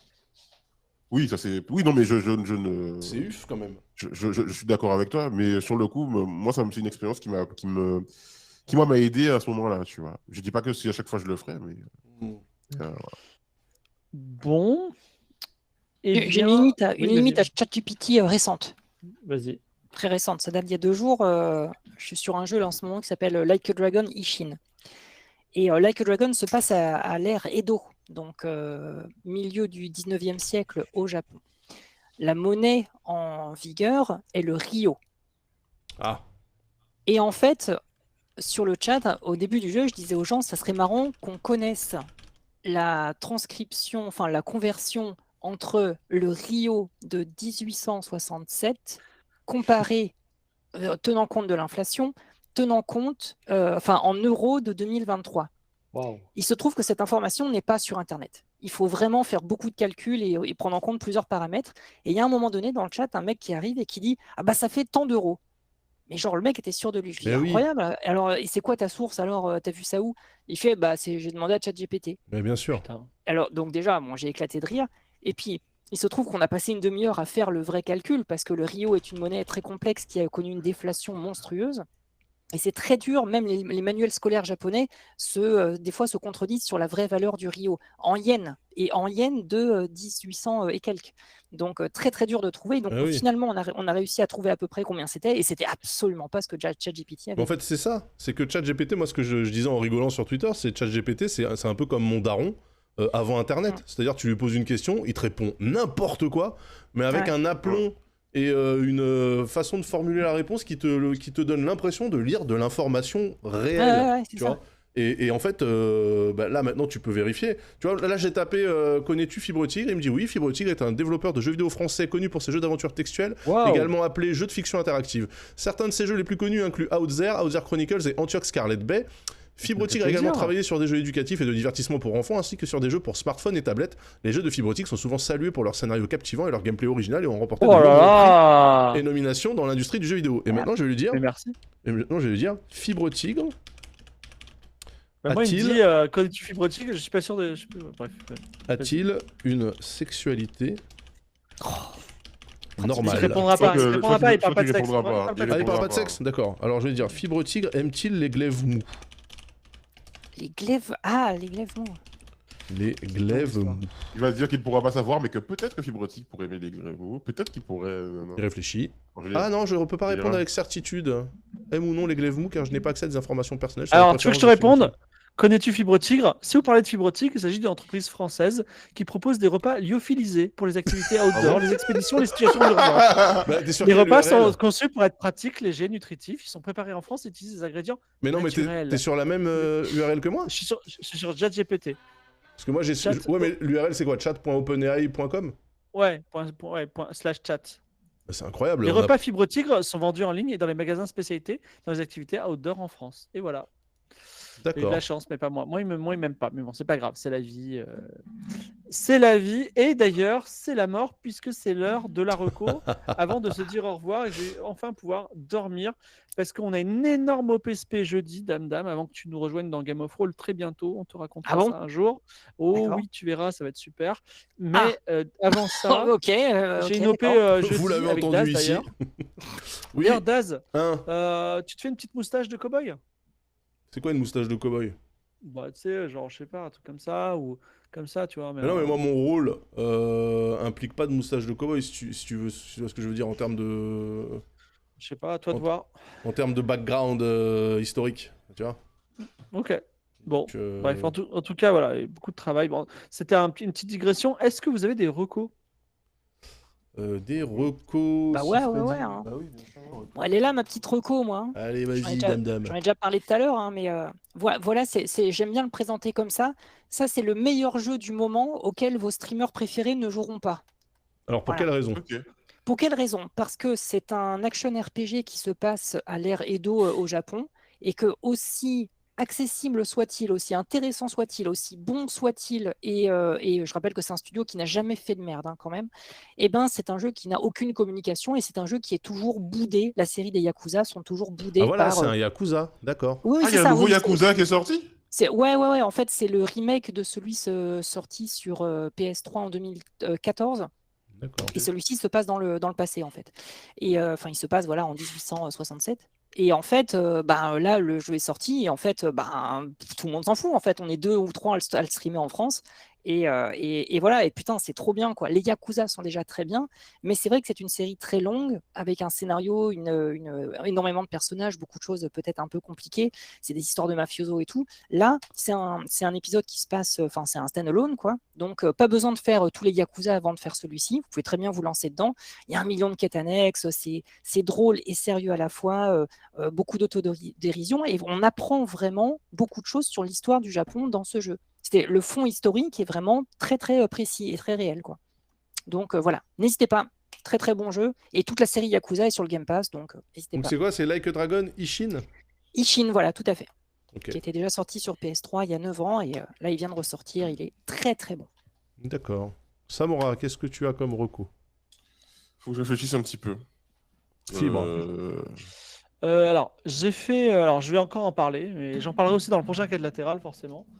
Je suis plongé dans Dwarf Fortress, donc c'est un jeu C'est un jeu qui a dont le 40 ans. développement, dans le développement a commencé en 2005 Ouais. et qui, le 6 décembre dernier, est enfin sorti en version commerciale sur Steam. Comme quoi, Un il énorme faut croire en succès ses et rêves. ils ont gagné des millions et des millions à la sortie, sachant qu'ils avaient déjà un Patreon très fat depuis. Le jeu était en assis, maintenant il est visible. Bah, c'est un des meilleurs jeux auxquels j'ai jamais joué. C'est-à-dire que c'est le jeu, je me couche, j'y pense, tu vois. Et toute la semaine, je pense qu'à ce jeu. Ah, c'est J'ai fait bien. ouais, le jeu est un peu complexe, donc j'ai fait un tuto, comme j'ai dit sur ma chaîne YouTube, qui dure 6 heures, voilà, en 3 parties quand même. Un peu chiant quand même, hein. Alors, le jeu? Ah non, Bah non, le jeu le tuto de 6 heures, là, quand même, faut s'accrocher, hein. bah ouais, mais je vais très lentement. Et je fais quand même des streams sur Dwarf Fortress où je tape les 1000 viewers. Je suis numéro 1 mondial Twitch quand même. Pas parce que je suis doué, mais parce que je joue à Dwarf Fortress. Et Dwarf Fortress, c'est un jeu qui, je pense, à jouer est excellent, à regarder est excellent aussi. C'est vraiment, enfin, pour moi, c'est un coup de cœur. Sachez que c'est un des 14 jeux qui est dans la collection permanente du Museum of Modern Art de New York. Et honnêtement, Aux côtés de Star Citizen. non, il est aux côtés D'accord. par exemple, de ce jeu-là, de Eric Chahi, là, Another World. Another World, Il y a ouais. Another World, il y a. C'est un peu chiant Je sais sur 20 plus. quand même, Another World, hein, Il y a Portal, hein. Ouais, d'accord, mais sans bon, manquer pour de respect. l'époque, tu vois. Non, mais j'ai adoré Non, Flashback, par exemple, mais Another World... ouais, mais bon, pour l'époque. Et donc, c'est assez. Bon, c'est un chef-d'œuvre. Je touche un petit peu le bout, c'est-à-dire qu'aujourd'hui. En fait, c'est un jeu, une fois que tu as fait mon tuto, tu commences à t'ennuyer. C'est-à-dire parce que le jeu devient trop facile. Donc en fait, tu te poses des problèmes. Là, j'essaie de faire des forteresses sur des banquises. J'essaie de faire comment ça s'appelle? J'essaie de faire une anti-forteresse la dernière fois. C'est-à-dire, elle est plutôt en hauteur plutôt qu'en profondeur. Bon, peu importe. À chaque fois, je me dis, ça y est, j'en peux plus, j'en ai marre. Et à chaque fois, bah, je relance une partie en scrod, quoi. J'arrive même plus à jouer à d'autres jeux, mais j'ai hâte de sortir de cette drogue. Donc c'est Marocco. Et j'ai hâte, ouais, qu'il y ait un autre bon jeu qui sorte, que je puisse enfin passer à autre chose, quoi. Ok. Voilà. Samora. Ouais, moi je vais faire une reco qui n'est pas un produit culturel, mais un compte Instagram. Ah, Je vais vous conseiller le compte Super Lumos, qui est un qu'est-ce que compte c'est? d'un jeune homme dont je ne sais même pas le nom, mais qui fait des vidéos que je qualifierais de wholesome, Ah, ou tu d'accord. vois, ou des vidéos Est-ce qu'on peut un traduire peu slow life. pour les non-anglophones? C'est quoi? Un peu, C'est c'est du bien-être, bienveillant? c'est Ouais, du c'est bienveillant, bienveillant? voilà. Ouais. Lifestyle. Voilà. Et en fait, contrairement à beaucoup de vidéos et de comptes TikTok ou Instagram où les gens sont plus dans le clash, dans le putaclic et tout, lui, c'est vraiment en mode slow. Les vidéos sont parfois longues, etc. Et en ce moment, je traverse des trucs un peu relous dans ma vie et tout. Et ces vidéos, ben, c'est con ce que je vais dire, parce que c'est vraiment une phrase de fanboy ou quoi, mais ces vidéos m'ont fait vraiment du bien. Ah, bah, c'est cool. Ouais, c'est De bien. voir quelqu'un, par exemple, parler de la solitude et de savourer la solitude, par exemple, et profiter de ces Mmh. moments seuls pour en tirer du bonheur, etc. Et c'est pas un gourou ou quoi, c'est juste un mec qui est chez lui et qui essaie de trouver du Est-ce qu'il bonheur dans le propose une quotidien. formation à Non, non, 1000 balles absolument pour pas. se sentir mieux? Non, absolument pas, Ah absolument bah dans ce pas. cas-là, c'est bien. Eh ben, c'est très bien. Absolument pas. Et voilà, je vais mettre son compte. 103 000 abonnés actuellement et 700 000 sur TikTok. Tu Ah peux dire ouais, Et, Super Lumos, c'est ça? ouais, LUMOS? super le mot. je suis dessus, ouais. LUMOS, Ah, ouais. il a une bonne bouille. Ok, ok, ok. Ouais, il est sympa. Très bien, et ben voilà. Ah oui, non, alors moi pour Marocco, du coup, je vous conseille alors un produit culturel, pour le coup. C'est une série sur Prime Video qui s'appelle Cœur Noir, Ah et bon? que moi je trouve très cool. Qui en fait suit une équipe des forces spéciales françaises en Irak en 2016. Voilà. Sachant que je vous rappelle qu'en Irak, théoriquement, enfin techniquement, la France n'est pas allée là-bas. Hein. Rappelez, Ouais. sachons dire non, hein, voilà. Mais il y a quand même des petits contingents de forces spéciales qui se sont promenés là-bas pour notamment récupérer les djihadistes français qui foutaient la merde en Irak et en Syrie. D'ailleurs, ils sont en Syrie, je dis Irak, mais c'est Syrie. C'est plutôt bien foutu. Il y a Nicolas Duvauchel dedans. Et il y a aussi un Ah, mec, ouais. Jérémy Nadeau, qui est plutôt un humoriste sur YouTube et Insta. Et là, ça fait bizarre justement de le voir dans un rôle sérieux. Et franchement, la série se laisse regarder sans déplaisir. Donc, c'est ma petite reco. Il y a 6 épisodes, je crois. C'est vraiment très chouette. Voilà, Cœur Noir sur Prime. C'est très cool. Et c'est sorti effectivement il n'y a pas très très longtemps. Genre il y a 2 semaines. Je peux me permettre une dernière reco? Bah oui, j'ai oublié un truc et c'est super important. Vas-y. Il y a un film qui est sorti le 15 février qui malheureusement n'aura pas beaucoup de pub, n'aura pas beaucoup de communication, mais c'est un film super important, ça s'appelle Le Marchand de Sable, on en a parlé déjà. Mais, ah oui. Oui, j'en ai entendu parler, oui. Allez voir ce film parce que c'est une incursion dans le monde des marchands de sommeil et de comment et du mal logement pour les réfugiés, etc. Et c'est un film coup de poing, quand je parle comme le Figaro, mais c'est vrai, ça m'a vraiment mis un coup de poing dans la gueule quand j'ai vu. Donc voilà. C'est aussi mieux que Ant-Man. Quoi? Mieux que Ant-Man? Bah, ça n'a rien à voir. Ça n'a absolument rien à voir. Mais du coup, ça n'a rien à voir, mais c'est mieux ou pas? C'est ça la question. Mais je sais pas. Mais réponds, c'est mieux ou pas? Une Ferrari. Tu vois, tu sais pourquoi il évite le sujet? Parce qu'il adore Ant-Man. Une Ferrari ou un gâteau? Eh bah, ça dépend, il faut manger ou il faut se déplacer? Quel gâteau? Ant-Man, je m'amuse, ça m'a beaucoup amusé, Ant-Man, voilà, j'ai bien aimé Ant-Man, ça m'a bien amusé. C'est pas le film du siècle, mais j'ai passé un bon moment, mais le Marchand de Sable, c'est un film qui j'ai trouvé important, voilà. Qui devrait avoir un César, pour moi, par exemple. Je peux faire un petit rant sur Ant-Man alors que je l'ai pas vu. Allez, let's go. On aime les trucs sourcés ici. Non mais voilà, je t'explique. Les Gardiens de la Galaxie. Les Gardiens de la Galaxie, ils te disent, tu vas aux confins de l'univers, ça va être trop bien. Qu'est-ce que t'as? T'as des fucking humains avec des fusils d'assaut. Ok, ils disent, vous savez quoi? Maintenant, on va aller dans l'infiniment petit, les atomes, les quarks, ça va être trop bien. Qu'est-ce qu'il y a? Des fucking humains avec des fusils d'assaut. C'est bon. On peut avoir d'autres choses. On peut avoir de la SF un peu. Tu vois, on peut avoir des choses. Mais tu l'as pas vu. Mais tu l'as pas vu. Non, je l'ai pas vu. Mais, justement, il y a un aspect SF. D'ailleurs, c'est marrant. Fibre tigre dans ses œuvres, voilà. Non, je dirais pas plus que non, mais je sais que Samo c'est dur parce qu'il adore. Mais je comprends, t'adores Marvel, c'est tout quoi. C'est quand même plus. Enfin, ouais, ok. Bah, c'est Fibre Tigre en même temps. Je veux dire, c'est pas juste j'adore Marvel, il y a des trucs que j'ai pas aimé dans les films de Marvel, non, mais par exemple. Honnêtement, je sais pas comment vous imaginez l'infiniment petit, les atomes, tout ça, les quarks. Moi, j'y pense souvent, tu vois, les atomes, les molécules, les quarks. Qu'est-ce qu'il pourrait y avoir dans ces endroits-là? Et je suis désolé de vous dire ça. Ça me fait chier qu'il y ait des humanoïdes avec des fusils d'assaut, tu vois. Au moins, quitte s'ils veulent vraiment mettre des armes, je sais pas, et qu'ils mettent des épées et des boucliers, que ça nous change un peu, tu vois. Mais d'ailleurs, les armes il y a des épées et des boucliers. Dans Ant-Man, désolé, je suis obligé de machin, mais les bâtiments sont vivants, par exemple. Les armes sont dans le spoil, le spoil. Oui, bah ouais. Les assauts sont vivants. Voilà, ok. Mais bon, c'est pas. J'aime bien comment, en fait, il sait très bien que tu lances Samora sur le MCU et Samora est obligé de se défendre et c'est normal, puisque l'autre il envoie des trucs, il a même pas vu le film, il insulte. Même moi, je fais pas ça, Fibre. C'est malhonnête. Tu sais, j'ai un compte Disney+, et parfois j'ai la main qui tremble, et je me dis, et des fois je dis à ma femme, c'est genre en mode, il faut qu'on parle, je dis, et si on regardait tout Marvel, parce qu'on n'a rien vu de Marvel, tu vois. et en vrai, non, tu vois, quand il y a des Ant-Man qui sortent, je dis, bah non, erreur, tu vois. Voilà. Ouais, mais franchement, et le truc c'est que je respecte ça de ouf. Le problème c'est que le contraire est rarement vrai. C'est-à-dire que moi, le souci que j'ai, c'est que les gens qui n'aiment pas ces univers, et c'est tout à fait normal, même sain de ne pas tout aimer, mais ils ont envie que toi, tu n'aimes plus ce que tu aimes, tu vois. Ils ont envie de te dire, mais non, ce que tu aimes, c'est de la merde, tu devrais pas l'aimer. Pas du tout. Eh ben moi, j'aime pas les films Marvel et je trouve ça très bien parce qu'il y a un public pour tout. Moi, j'aime bien les films d'action où il y a des explosions partout, complètement stupides. Ouais. Et il y a des gens, ils aiment bien les super-héros, et bah, chacun sa gamme, hein, écoute. D'ailleurs, ouais, exactement. Autre reco, tiens, j'en profite parce que j'ai vu ce film-là il y a pas longtemps et j'ai trouvé ça très sympa. C'est un truc qui est sorti en 2018 et qui s'appelle Game Night, que j'imagine tout le chat a déjà vu. Game Night. Ouais, Game Night. Ah oui, Game Night, bien Game Night. C'est des gens qui font des soirées jeux de société, Pictionary chez eux, et ça se barre en couille, et c'est très réjouissant. Voilà, je vous le conseille. Avec Bateman et... Ouais, Jason Bateman, Rachel McAdams, le flic cringe là qui est assez génial, je sais plus comment il s'appelle, mais je le trouve incroyable. Jess Plemons. Ouais, Plemons, il y a le mec de Demain à la Une aussi, qui est très très bon. Non, franchement... Très, très, très sympa comme film. Voilà. C'était ma dernière reco. Reco 100% ciné-télé. Voilà. Eh bien, merci beaucoup pour ce... On a tout coché là, je pense. Hein.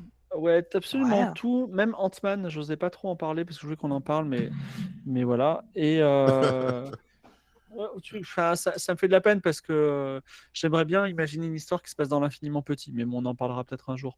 Et Mais Et peut-être est-ce que que... tu penses que. Ouais. Non, ouais. vas-y, Damien.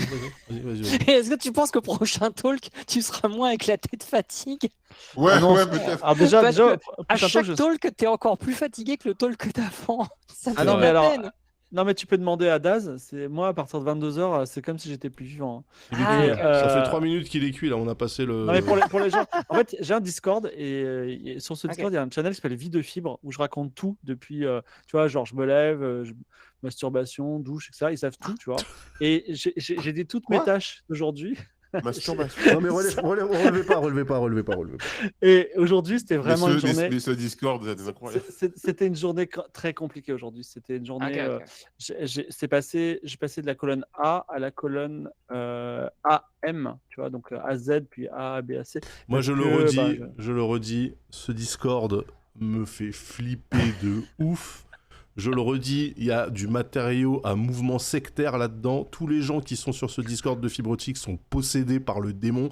Honnêtement, si quelqu'un va se faire cancel dans ce bordel, c'est lui, et on saura pourquoi. On saura exactement Non mais alors pour quelle raison. honnêtement, des fois je dis à ma femme, tu sais quoi, le jour où je me fais cancel, je vais tellement me reposer, ça va être bien quoi. J'aurais plus à penser à toutes ces Mais, conneries. Et j'en profite pour saluer Adrien Méniel dans le chat. Salut Oui, Adrien. je- Oh, je- Adrien Méniel. On lui fait des bisous, Adrien. Bisous, Mais t'as Adrien. rien à Euh, cacher, je Fibre, connais pas. quand même. Non, mais je te jure, son Discord, moi, c'est un sujet d'angoisse. C'est- Je... C'est pas parce que t'as des gens qui ont fait un pacte de suicide et qui sont prêts à mourir pour toi Que tu es c'est un problématique. Quoi? Un pacte de suicide. Non mais, Peut-être y aller, moi, finalement. Hein. non mais Bon. Fibre, te plaisante. juste une proposition. Aïe, Faisons aïe, le aïe. talk plus tôt. Quoi? Le talk plutôt? Ben moi je. Non, mais. Mais non, mais on le est talk, bien, faut mais- quand même que ça soit... Mais non, mais c'est à lui d'arrêter d'être fatigué aussi, attendez, on va pas plier Non, mais, l'univers aux exigences de fibre optique. Il est pas non, sur son mais- Discord ici, ça suffit, quoi. Non, ça va. vous Après, inquiétez ça pas. changerait pas la face du monde qu'on commence à 19h30 au lieu de 20h. C'est vrai. Ça me plairait bien, Dan. Oui. C'est Bah, vrai. franchement. On aurait pu, hein, mais parce que là, j'ai pas ma fille ce soir. Sinon, en temps normal, à 19h30, je suis un peu en train de manger avec elle et tout, c'est un peu le bordel, quoi. Oui. Écoute, on fera un peu de logistique. Je serai pas là le dimanche prochain. Ok, moi non plus. Excusez-moi, je suis au Festival de Cannes du jeu de société. Et Festival de Cannes, je te Du jeu de société. exactement, voilà. Et Mais c'est on au sera là palais des dans 2 festivals semaines. ou pas Ou Ouais, c'est sur exactement. le parking je vais d'un- monter en fait, je vais même pas monter le tapis rouge parce que ils ont fermé l'entrée pour les gays du jeu de société. Et Ouais. puis, Mais c'est au on même sera endroit sur quand un- même. Ouais, c'est le même endroit. De toute façon, Oh. à Cannes, c'est pas si grand que ça. Il n'y a pas 10 000 lieux d'exposition. Non, mais tu Mais pourrais ça, être sur c'est le un parking du truc. Leclerc de je sais pas où, tu vois. Il faut aimer les jeux de société, vraiment. Parce que moi, je suis pas fan, par exemple. Donc, mais si t'aimes les jeux de société, c'est the place to be. Voilà. Donc en fait, t'es invité à un festival de trucs dont t'es pas spécialement fan, en fait. Bah, si, je rencontre les fans. Et alors, le truc le plus pénible, Daz, c'est que toute la journée, il y a des gens qui défilent et ils disent ah, j'adore Daz. Tu vois, bah, j'ai dit bah super, vous pouvez pas Ah, bah, m'aimer c'est- plus que Daz. Mais C'est voilà, sympa, comme ça. Ah, j'ai eu un mec au Japon qui m'a fait ça avec MV. Il fait ouais, t'es nam nam. Je fais ouais. Il fait ah ouais, je regarde pas. Il est où MV et Alpha? Oh my god. Oh Ah, le Nagoya. bâtard. À Nagoya, il y a un mec qui m'a fait ça. Putain. Merci beaucoup, c'était très sympa. Ouais. Bon. Ok, donc... Allez, Dimanche prochain, je suis pas là non plus. Moi, je serai à Dubaï. Là, j'ai une formation à passer. Oula, Ah. attends, Dropshipping. une J'ai formation... une OP Hogwarts Legacy à Dubaï la semaine prochaine. Je peux pas venir. Ah ouais, bah oui, bah ça, bah, ouais. Bien, on Let's se go. lâche les 5 dernières minutes. Let's go. Est-ce que tu vas Allez, faire des bisous. des conseils en Prendre trading aussi, tant qu'à faire? Moi, je pense, ouais. Ouais, bah t'as Je bien pense que raison. le Bitcoin, ça va remonter là. VV France là. Hein. Oh, VV France. Oh là là, ah ouais, la ref incroyable. J'ai pas la ref, VV France. Clippez cette ref. C'est quoi VV France? Non, C'est, mais je sais pas, je crois que c'est un truc lié au crypto et c'était Fanta qui avait fait ça lors d'une OP avec. Inox. Avec Ça, je l'ai Inox. maintenant. Je savais pas le nom, mais j'ai l'OP. Ah bon, Fanta, Ah, ouais. c'était cringe ça. Je sais toujours pas ce que c'est. Hein. Je sais même pas si c'est un site ou une appli. J'en sais rien. Ouais. Moi j'ai été voir, c'est un peu shady quand même. C'est un peu shady. Moi, Comme j'ai tu veux pas- dire, un peu comme tout ce qui englobe le Bitcoin et les cryptos. Étonnant. Étonnant. Bizarre autant qu'étrange. Alors, avant de se quitter, est-ce que vous avez un compte à Raid qui Ah. vous plaît que Ah. vous suivez, à qui vous voulez donner de la force, parce qu'il y a quand même à peu près 1100 personnes sur ce chat maudit, donc... Ah. Dérive, Intéressant. on a Alors. Dérive, on a Bagheera, Non, mais pas des. Tu vois, à la limite. Pas des Non, gros, un petit des compte, petits. un petit compte, Ouais, un des petit petits compte. comptes, parce que Bagheera, on s'en fout. Elle a Ah, alors moi 6 j'ai 000 une personnes. suggestion.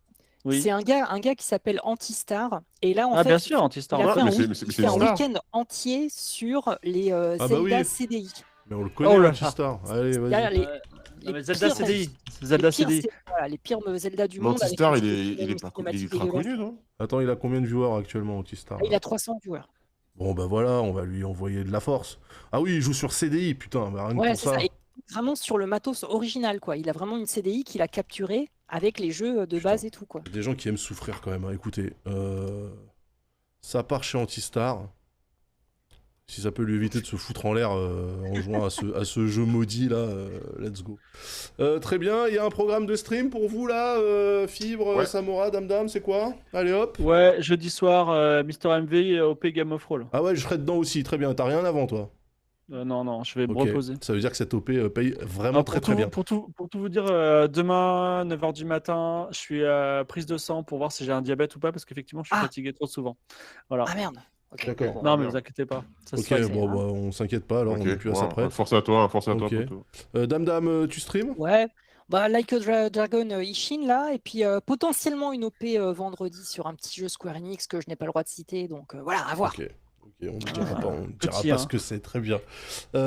Samora, ça stream? Ouais, en ce moment, Slow Run Breath of the Wild, on est là. Je découvre le jeu parce que je n'avais jamais joué, tu vois, finalement. Ah, Donc, bah ça, c'est bien. Voilà, et c'est un plaisir. Mieux Le jeu est vaut extraordinaire. Mmh. Et on lance sûrement la semaine prochaine ou la semaine d'après, ça dépend, le combat des régions d'outre-mer. Où on va faire venir des gens d'outre-mer sur le Discord et on va parler de leur coin, la culture, les trucs. Voilà. D'accord, ok, très bien. Top. Écoutez, sacré programme. Pour ma part, on se retrouve demain après-midi certainement pour discuter, si j'ai pas oublié que j'ai des rendez-vous à faire et que je vais certainement oublier. On vous fait des bisous, on part chez Antistar dans 4, 3, 2, 1, c'est parti. Allez hop.